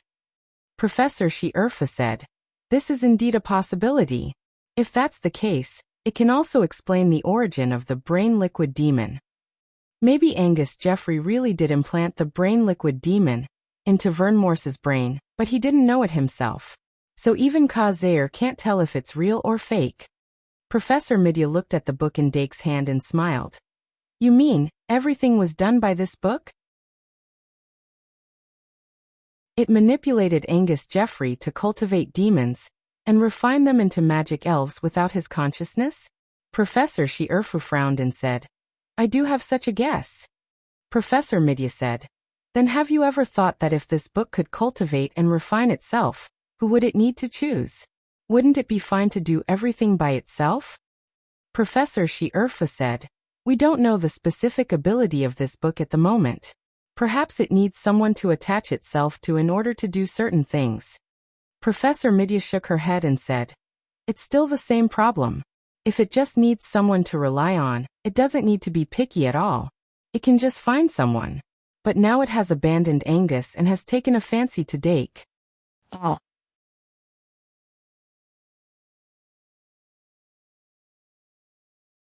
Chapter 706. Professor Shi-Erfa frowned. "So why was Dake chosen for this book?" "Maybe it's because I defeated Jeffrey in a duel?" Dake casually found an excuse. He didn't want the professors to continue discussing this issue. Pa. Professor Kazir clapped his hands, signaling for the debate to stop. Then he raised his wand and said, "It's actually not hard to verify the possibility you mentioned." Dake lowered his head and asked curiously, "What do you mean?" Professor Kazir said with a smile, "Whether or not there is consciousness, he is indeed cultivating demons and using them to make magic elven cards. Otherwise, that set of cards would not exist. Since there is such a fact, we can trace it back." Dake's heart skipped a beat. "I understand. Whether it is cultivating demons or making magic elven cards, time and place are needed. We can't ask Jeffrey about the location of the experiment site, but we can deduce when he was conducting the experiment by talking to him." Professor Kazir nodded and said, "Wait a moment, I'll be right back." After saying that, he turned around and went into the inner room, asking Sister Kalien to wake up Angus Jeffrey, who had just fallen asleep. Memorize in 1 second. https://m. VIP can't you? VIP. After a quarter of an hour, Professor Kazir came out again with a smile on his face. Obviously he already had an answer. Dake and the others immediately stopped their discussion and looked at him. Professor Kazir sat down on a chair and said, "I asked Jeffrey about his schedule. Basically, he goes to sleep between 10 and 11 every night, and wakes up between 7 and 7:30 in the morning." Dake was surprised. He didn't stay up all night? Jeffrey's dark circles were so big and obvious. Wasn't that a medal for staying up all night? Professor Kazir smiled and said, "He stayed up all night." The professors suddenly looked at each other and came to a realization. Professor Kazir continued, "He had enough sleep every night, but when he woke up the next morning, he would be very sleepy, and his complexion would gradually deteriorate. However, he didn't realize the problem at all. Instead, he thought it was normal. This change of mindset should be due to the influence of that book. Let's not talk about it for now. In short, he obviously carried out the experiment after he fell asleep." Professor Lily interrupted. "Does this look like sleepwalking?" Professor Kazir shook his head and said, "It's more like it's being manipulated." Professor Midya smirked and said, "Then we're back to the original problem. If you only need a target to manipulate, then you don't need to be picky at all. You just need to find a random student." "You're right." Professor Kazir agreed. "So assuming that he is not being manipulated, there is a second possibility. He has a second consciousness. One soul, two consciousnesses. It sounded mysterious, but in layman's terms, it was the so-called dual personality. Of course, this was slightly different from a simple dual personality. Professor Kazir combined the above information and inferred that Angus Jeffrey had two consciousnesses. When the first consciousness fell asleep, the second consciousness would wake up. This second consciousness also had all of Angus Jeffrey's knowledge and abilities. It could use this knowledge as a foundation to carry out various experiments. However, the first consciousness did not have the memories of the second consciousness. Therefore, Angus Jeffrey did not know the specific experiment site and the specific process. Professor Kazir could not spy on him through mind reading. If he wanted to know the specific experiment site and the specific process of Angus Jeffrey, he would have to ask the second consciousness. The problem was, how could he ask the second consciousness? The professors were not too surprised by Professor Kazir's inference. In this world, there was only one soul, but it was not uncommon to have multiple consciousnesses. Whether it was the two-headed ogre, the three-headed chimera, or the nine-headed snake, they were all like this. However, Angus Jeffrey was supposed to be a normal person, with only one consciousness. Where did his second consciousness come from? It can't be because of too much stimulation, right? Dake couldn't help but mutter. Of course, he was more inclined to believe that this was caused by the book, Into the Abyss. Professor She-Urfa said, if this was caused by the book, it would explain why it abandoned Cameron Macefield. Professor Kazir nodded and said, Macefield's mental strength is very strong. It is difficult for him to have a second consciousness. When Dake heard this, he could not help but pick up Into the Abyss, again to express his strong protest. Professor Kazir looked at him and said, maybe the book realized that Jeffrey's ability was not enough to complete its goal, so it made a new choice. Dake pursed his lips and asked, Professor, is there any way to confirm that he has a second consciousness? Professor Kazir shook his head and said with some regret, if it is two souls, it is easy to distinguish, but if it is two consciousnesses, let me give a simple example. They are like the happy me and the unhappy me. They are essentially the same individual. Because there is no difference, it is impossible to distinguish. Unless the second consciousness is awakened and compared with the first consciousness. Dake asked, how can it be awakened? Professor Kazir looked at the clock on the wall and said calmly, between 10 and 11 at night. In fact, Angus Jeffrey had fallen asleep many times, but his second consciousness did not awaken. This meant that there were other conditions for the second consciousness to awaken, and the most obvious one was naturally time. What if the second consciousness is still not awakened after 10 at night? Dake asked. Professor Kazir said, then it means that our inference is wrong. Or perhaps the second consciousness was brought about by the book, and when the book abandoned him, the second consciousness naturally disappeared. Professor She-Urfa nodded and said, then we will see at night. The professors spoke one after another, and the matter was settled. Then they handed Angus Jeffrey over to Sister Kalyan, and left the infirmary to Professor She-Urfa's office. It was noon, and the professors had not eaten yet. Professor She-Urfa took out a gourmet card, and summoned all kinds of food. They continued to discuss while eating. However, the topic of discussion had shifted from Angus Jeffrey to the book, Into the Abyss. Knowledge does not distinguish between good and evil. This was the general consensus of the professors in Shungmalian Academy. Therefore, among the professors, except for Professor Mitya Bartholomew, none of them cared about Into the Abyss. What they wanted to know was who implanted the brain liquid demon into Vern Morse's brain. This was the cause of this incident, and it had always been the purpose of the investigation. However, based on the current situation, they could only wait until night to confirm. As for the book Into the Abyss, since it chose Dake, it would be temporarily given to Dake. In short, with Professor Mitya's barrier lock, it could not escape. The question now is whether or not it can really cause schizophrenia in the wielder. If it could, Dake would throw it away without hesitation, because it was too dangerous. Of course, after throwing it away, he would carefully record the contents of the book. In short, after some discussion, Dake finally took into the abyss and left Professor Shirfa's office. He had other things to do, so he could not stay in the office forever. At around 9 o'clock in the evening, he would go to the infirmary and meet up with the professors. And now, he needed to go to the teacher's dormitory because the removal of Lacey's underworld fire had finally reached a critical stage. Grace and Lacey arrived at the academy on Sunday. Grace had been lying in the coffin of the Reaper for 3.5 days, and the critical stage had reached this Thursday. Dake originally thought that Lacey's critical stage would be this Sunday, which was tomorrow. However, her progress was much faster than she had expected. From Thursday afternoon until now, only 2 days had passed, and Lacey's underworld fire had been removed until only a little was left. This might be because Lacey's underworld fire was less, or it might be because the proficiency of the coffin of the Reaper had increased. After all, the coffin of the Reaper had been practiced for nearly half a month, and it was indeed more proficient when it came to nibbling away the underworld fire. 2 o'clock in the afternoon. Dake knocked on the door of the maid's dormitory. Katja. The person who opened the door was Josie, who was dressed in casual clothes. Dake walked into the room and asked softly, "How's the situation?" Josie's expression was still rather relaxed. "There shouldn't be any problems. Lacey doesn't have the same difficulties as Grace, but I often hear her asking the coffin of the Reaper to be faster.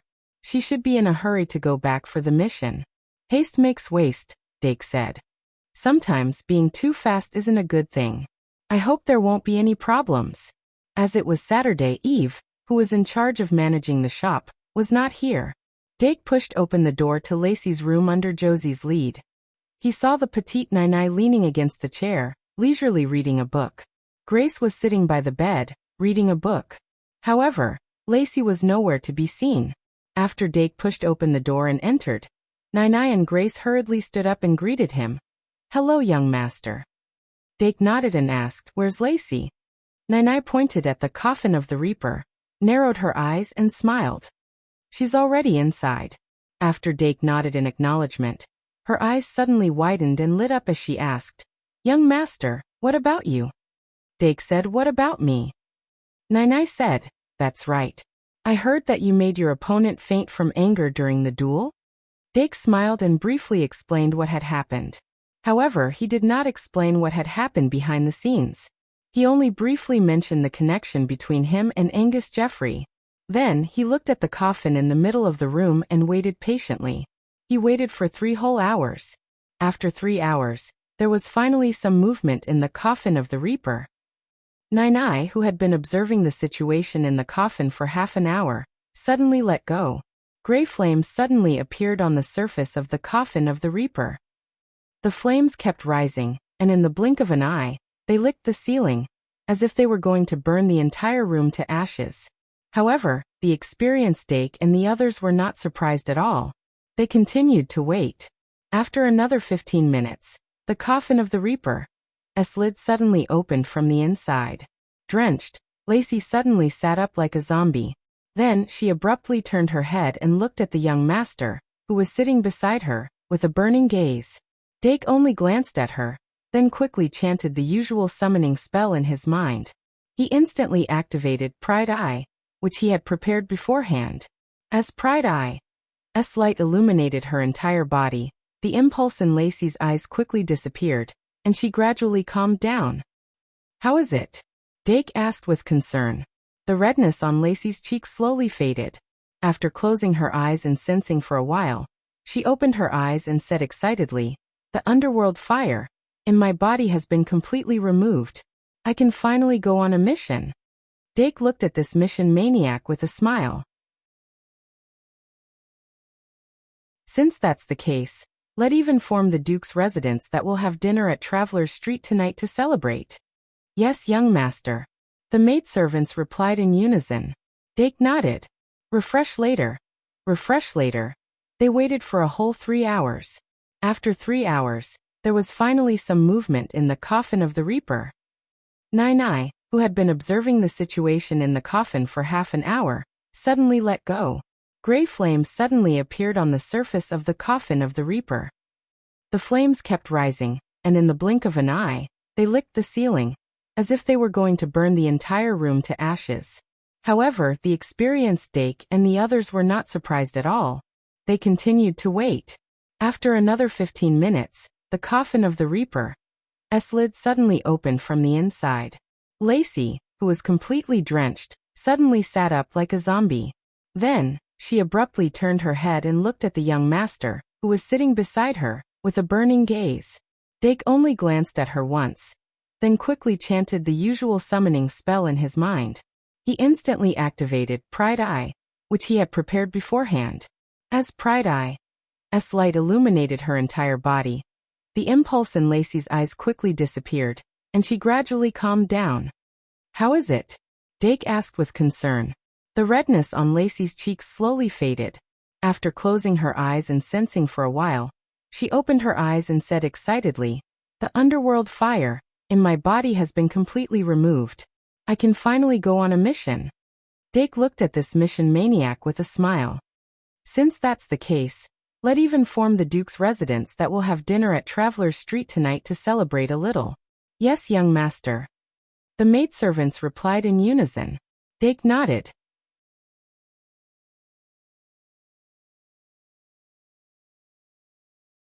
Chapter 707. Inside the ward. Angus Jeffrey leaned against the headboard as he aimlessly flipped through the book in his hand. His eyelids gradually became heavy. When Professor Kazir questioned him, he did not deliberately hide his words. Therefore, he could somewhat understand the situation. However, because Professor Kazir and Sister Kalien had not yet treated his brain, he still retained some of his distorted common sense. He did not think that there was a problem with his actions. When he recalled certain suspicious points, he would still automatically avoid them. Therefore, he still could not figure out what the problem was. Why did the professors put him under house arrest in this ward and not let him leave? Is it just because of that book? But is there a problem with that book? Therefore, he could not figure it out again. Website. https://m. Vipcanchu. VIP. Angus Jeffrey's biological clock finally reminded him that it was time to sleep. Therefore, he closed his eyelids and gradually fell asleep. When he finally fell asleep, Professor Kazir quietly opened the door of the ward. Dake quietly followed behind the professors and peeked at Angus Jeffrey lying on the bed. His breathing was steady. He looked up at the clock on the wall. The needle on the wall clock just happened to fall at 10 o'clock. Dark immediately focused his attention and looked at Angus Jeffrey again. Although their previous speculation was reasonable, it was only speculation after all. It was not 100% proof. While there was this possibility, there must be other possibilities as well. Their speculation was based on normal logic, but it was not uncommon for things to go against common sense in this world. Everything needed to be verified before the final answer could be obtained. Professor Kazir walked to the bedside and carefully observed the changes in Angus Jeffrey's face. But 10 o'clock had already passed, and Angus Jeffrey was still lying on the bed motionlessly. There were no signs of waking up. Sister Kalien walked around the bed and came to the other side of the bed. She also looked at Angus Jeffrey's expression, and her face was full of interest. Professor Shi-Erfu stood behind Professor Kazir and waited patiently. Professor Lily flew directly above the bed. He crossed his arms and sat cross-legged in the air with a serious expression. Professor Midya, on the other hand, had a similar expression as Sister Kalyan. She was very interested. Dake raised his eyebrows slightly. He deeply understood the mentality of Professor Mitya and Sister Kalyan. To be honest, from a bystander's point of view, this was indeed a very interesting thing. If Into the Abyss could really split a normal person's second consciousness, then the value of the book would increase. He even thought of how to use it. All this time, he had been worried that the fusion materials' consciousness would be messed up due to frequent fusion, so he hadn't helped fusion materials such as Fantasy Sheep to gain intelligence. But if he could use Into the Abyss to cultivate a second consciousness for fusion, wouldn't that solve this problem perfectly? Therefore, he was looking forward to the results. Let's wait and see, Professor Kazir said in a low voice. He was more inclined to wait for Angus Jeffrey's second consciousness to wake up naturally. In that case, more things could be observed. Everyone was patient enough. Even Professor Lily closed his mouth and did not make a sound. Dark walked to the side of the bed and glanced around. In order not to wake Angus Jeffrey up, they did not turn on the lights. The light in the ward was barely enough to see. This made Dake suddenly have a thought in his mind. If Angus Jeffrey woke up normally at this time, and suddenly found so many people standing quietly beside the bed, would he really be scared to the point of schizophrenia? Probably not. Dake shook his head and thought. After all, he has been through a lot. He won't be scared by such a small thing. Therefore, Dake stopped thinking and waited patiently. Tick-tock, tick-tock. The needle turned little by little. 1 minute, 2 minutes, 5 minutes, 6 minutes. At the 7th minute, Angus Jeffrey's eyebrows finally twitched. It had not been more than 10 minutes since Angus Jeffrey closed his eyes and fell asleep. When there were not many changes in the surrounding environment, it was basically impossible for him to wake up naturally. If he opened his eyes at this time, it was very likely that it was the second consciousness. Thinking of this, the professors instantly focused and locked their eyes on his face. Then, Angus Jeffrey's panda eyes naturally opened under such circumstances. At that moment, the many figures standing on both sides of the bed and floating above the bed were all reflected in his eyes.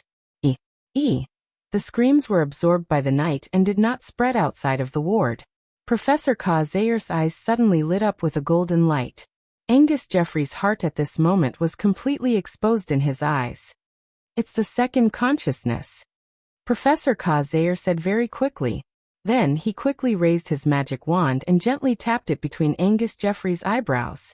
A magic circle lit up and disappeared. Dake thought that he was making a move to calm down Angus Jeffrey's second consciousness, but he did not. Angus Jeffrey's second consciousness was still screaming. It seems that his second consciousness is lacking in training. Dake pondered for a moment, and could not help but think. After receiving Professor Zayer's confirmation, Sister Ka Lien, Professor Mitya, and Professor Lily almost bloomed at the same time and were full of interest.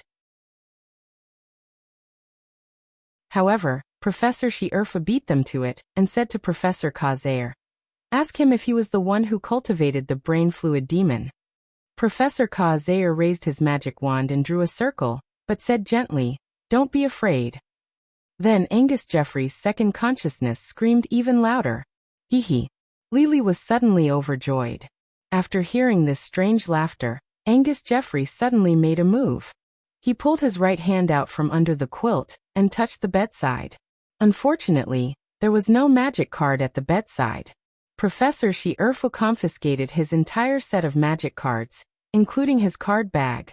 After touching for a long time, Angus Jeffrey did not feel anything. He was like a swordsman who had lost his sword. His face was pale and he looked panicked. He was even more afraid. However, his lung capacity limited the time he could scream. Finally, he stopped screaming and closed his eyes. His body was tense and he looked like he wanted to fall asleep immediately. "This is not a dream," Professor Zayer said helplessly. He realized that Angus Jeffrey's second consciousness seemed to be even more cowardly than Angus Jeffrey himself. Click. Professor Mitya walked to the wall and suddenly turned on the light. The blazing white light illuminated the ward and dispelled the gloominess. Angus Jeffrey's whole body trembled, but he still opened his eyes under the stimulation of the light. The first thing he saw was Professor Li, who was laughing happily. The Dean of the School of Magic? The moment this thought came to his mind, Angus Jeffrey was no longer so afraid. He looked at both sides with a stiff face and identified the identity of the other professors one by one. Finally, his eyes fell on the only student in the room other than himself. His face changed drastically, but due to his desire to understand the situation, he asked with difficulty, "Excuse me, what happened?" "Just a small matter," Professor Zayer said gently, trying to calm his fear through words. Professor Zayer did not intend to expose the identity of the second consciousness, without knowing how much information it could share with the first consciousness. He saw that Angus Jeffrey's expression had calmed down a little, so he continued to ask, "Do you know about Into the Abyss?" The answer was yes, but through this question, Professor Zayer could gather more information related to it from Angus Jeffrey's thoughts. Therefore, before Angus Jeffrey could answer, he had already obtained the necessary information. I see, your understanding of Into the Abyss is more detailed. You've been researching and experimenting with it every night. Professor Ka-Zayer nodded slightly and asked, have you cultivated a brain fluid demon before? Angus Jeffrey's eyes suddenly widened, and he stared at Professor Ka-Zayer without moving. Professor Ka-Zayer frowned and asked in confusion, it's not you. What's going on? Professor Shi-Erfu immediately asked after hearing this. Professor Ka-Zayer said in a low voice, Jeffrey, at least this Jeffrey, after he obtained Into the Abyss, he was very cautious and never cultivated a complete demon. If there isn't a third Jeffrey, then the brain fluid demon, Infern Morse's brain wasn't cultivated by him. This is getting tricky. It's getting interesting. It's getting more interesting. The reactions of the professors were different.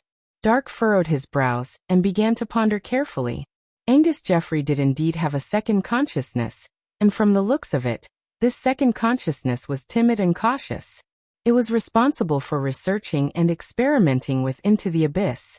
Angus Jeffrey's magic guiding fairies were all refined by him in the middle of the night. And since the second consciousness had already awakened, it would be extremely easy for it to find out the location of his experiment site. Considering that Angus Jeffrey's brain was eroded, of course, there was the possibility that his memories were re-edit. However, as long as they could find Angus Jeffrey's experiment site, a lot of things would be clear. Professor Ka-Zayer obviously knew this, so he immediately began to use words to guide Angus Jeffrey's second consciousness to recall the past experiment experience. As long as it was in Angus Jeffrey's mind, it could not escape the prying eyes of Professor Ka-Zayer. Therefore, Professor Ka-Zayer quickly learned something. However, his expression also became serious. Where is it? Professor Shi-Erfu asked. Professor Ka-Zayer said in a deep voice, according to him, it's in the secret passage. Secret passage? Professor Shi-Erfu frowned. The seal at the entrance of the secret passage had not been lifted, and the number of door cards issued today was extremely limited, and Angus Jeffrey was not on the list. However, Angus Jeffrey would not lie in front of Professor Ka-Zayer. Professor Ka-Zayer seemed to sense Professor Shi-Erfu's confusion, so he looked at Angus Jeffrey and said, can you take us to your laboratory? Angus Jeffrey asked, excuse me, what happened? After that, Angus Jeffrey, who had not said a word, finally found an opportunity to speak, sure. There was no way Angus Jeffrey could say no in front of the professors. After saying yes, with much difficulty, Angus Jeffrey subconsciously reached for the headboard again. Angus Jeffrey could only helplessly ask, Professor Ka-Zayer, where is my card bag? Professor Ka-Zayer turned around and gave Professor Shi-Erfu a look. Professor Shi-Erfu raised his hand and Angus Jeffrey's card bag appeared in his palm. Other than temporarily taking away, the devil, he did not do anything to the card bag. Angus Jeffrey was obviously happy after getting the card bag back. He got off the bed and put on a pair of slippers. Follow me. Therefore, the group of people quickly walked out of the infirmary.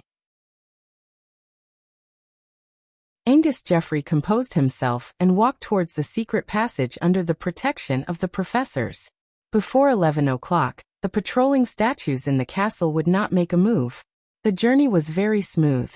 Not long after, they arrived at the entrance of a secret passage. Although the entrance was just an ordinary wall before the magic power was injected, there was no doubt that many people had entered and exited. Professor Shi-Erfu saw Angus Jeffrey stop here and immediately asked, you entered the secret passage from here? Angus Jeffrey forced a smile and said, yes, Vice Principal. Professor Shi-Erfu frowned. She could clearly feel that the seal of the secret passage was still intact, and there was no trace of damage.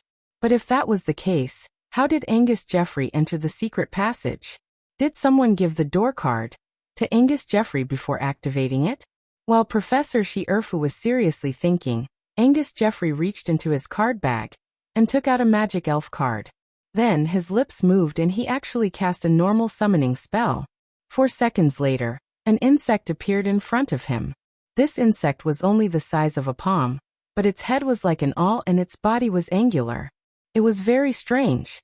And there was a white light emitting from its body, making its whole body appear translucent. And what was more different from Angus Jeffrey's card deck was that this insect was of the light element. Glitter insect. Professor Earfoot directly called out the insect's name. Then her brows relaxed and she seemed to have understood something. You're tuning into the Earbook Haven YouTube channel. Don't forget to subscribe and join us on this journey to catch the most captivating stories.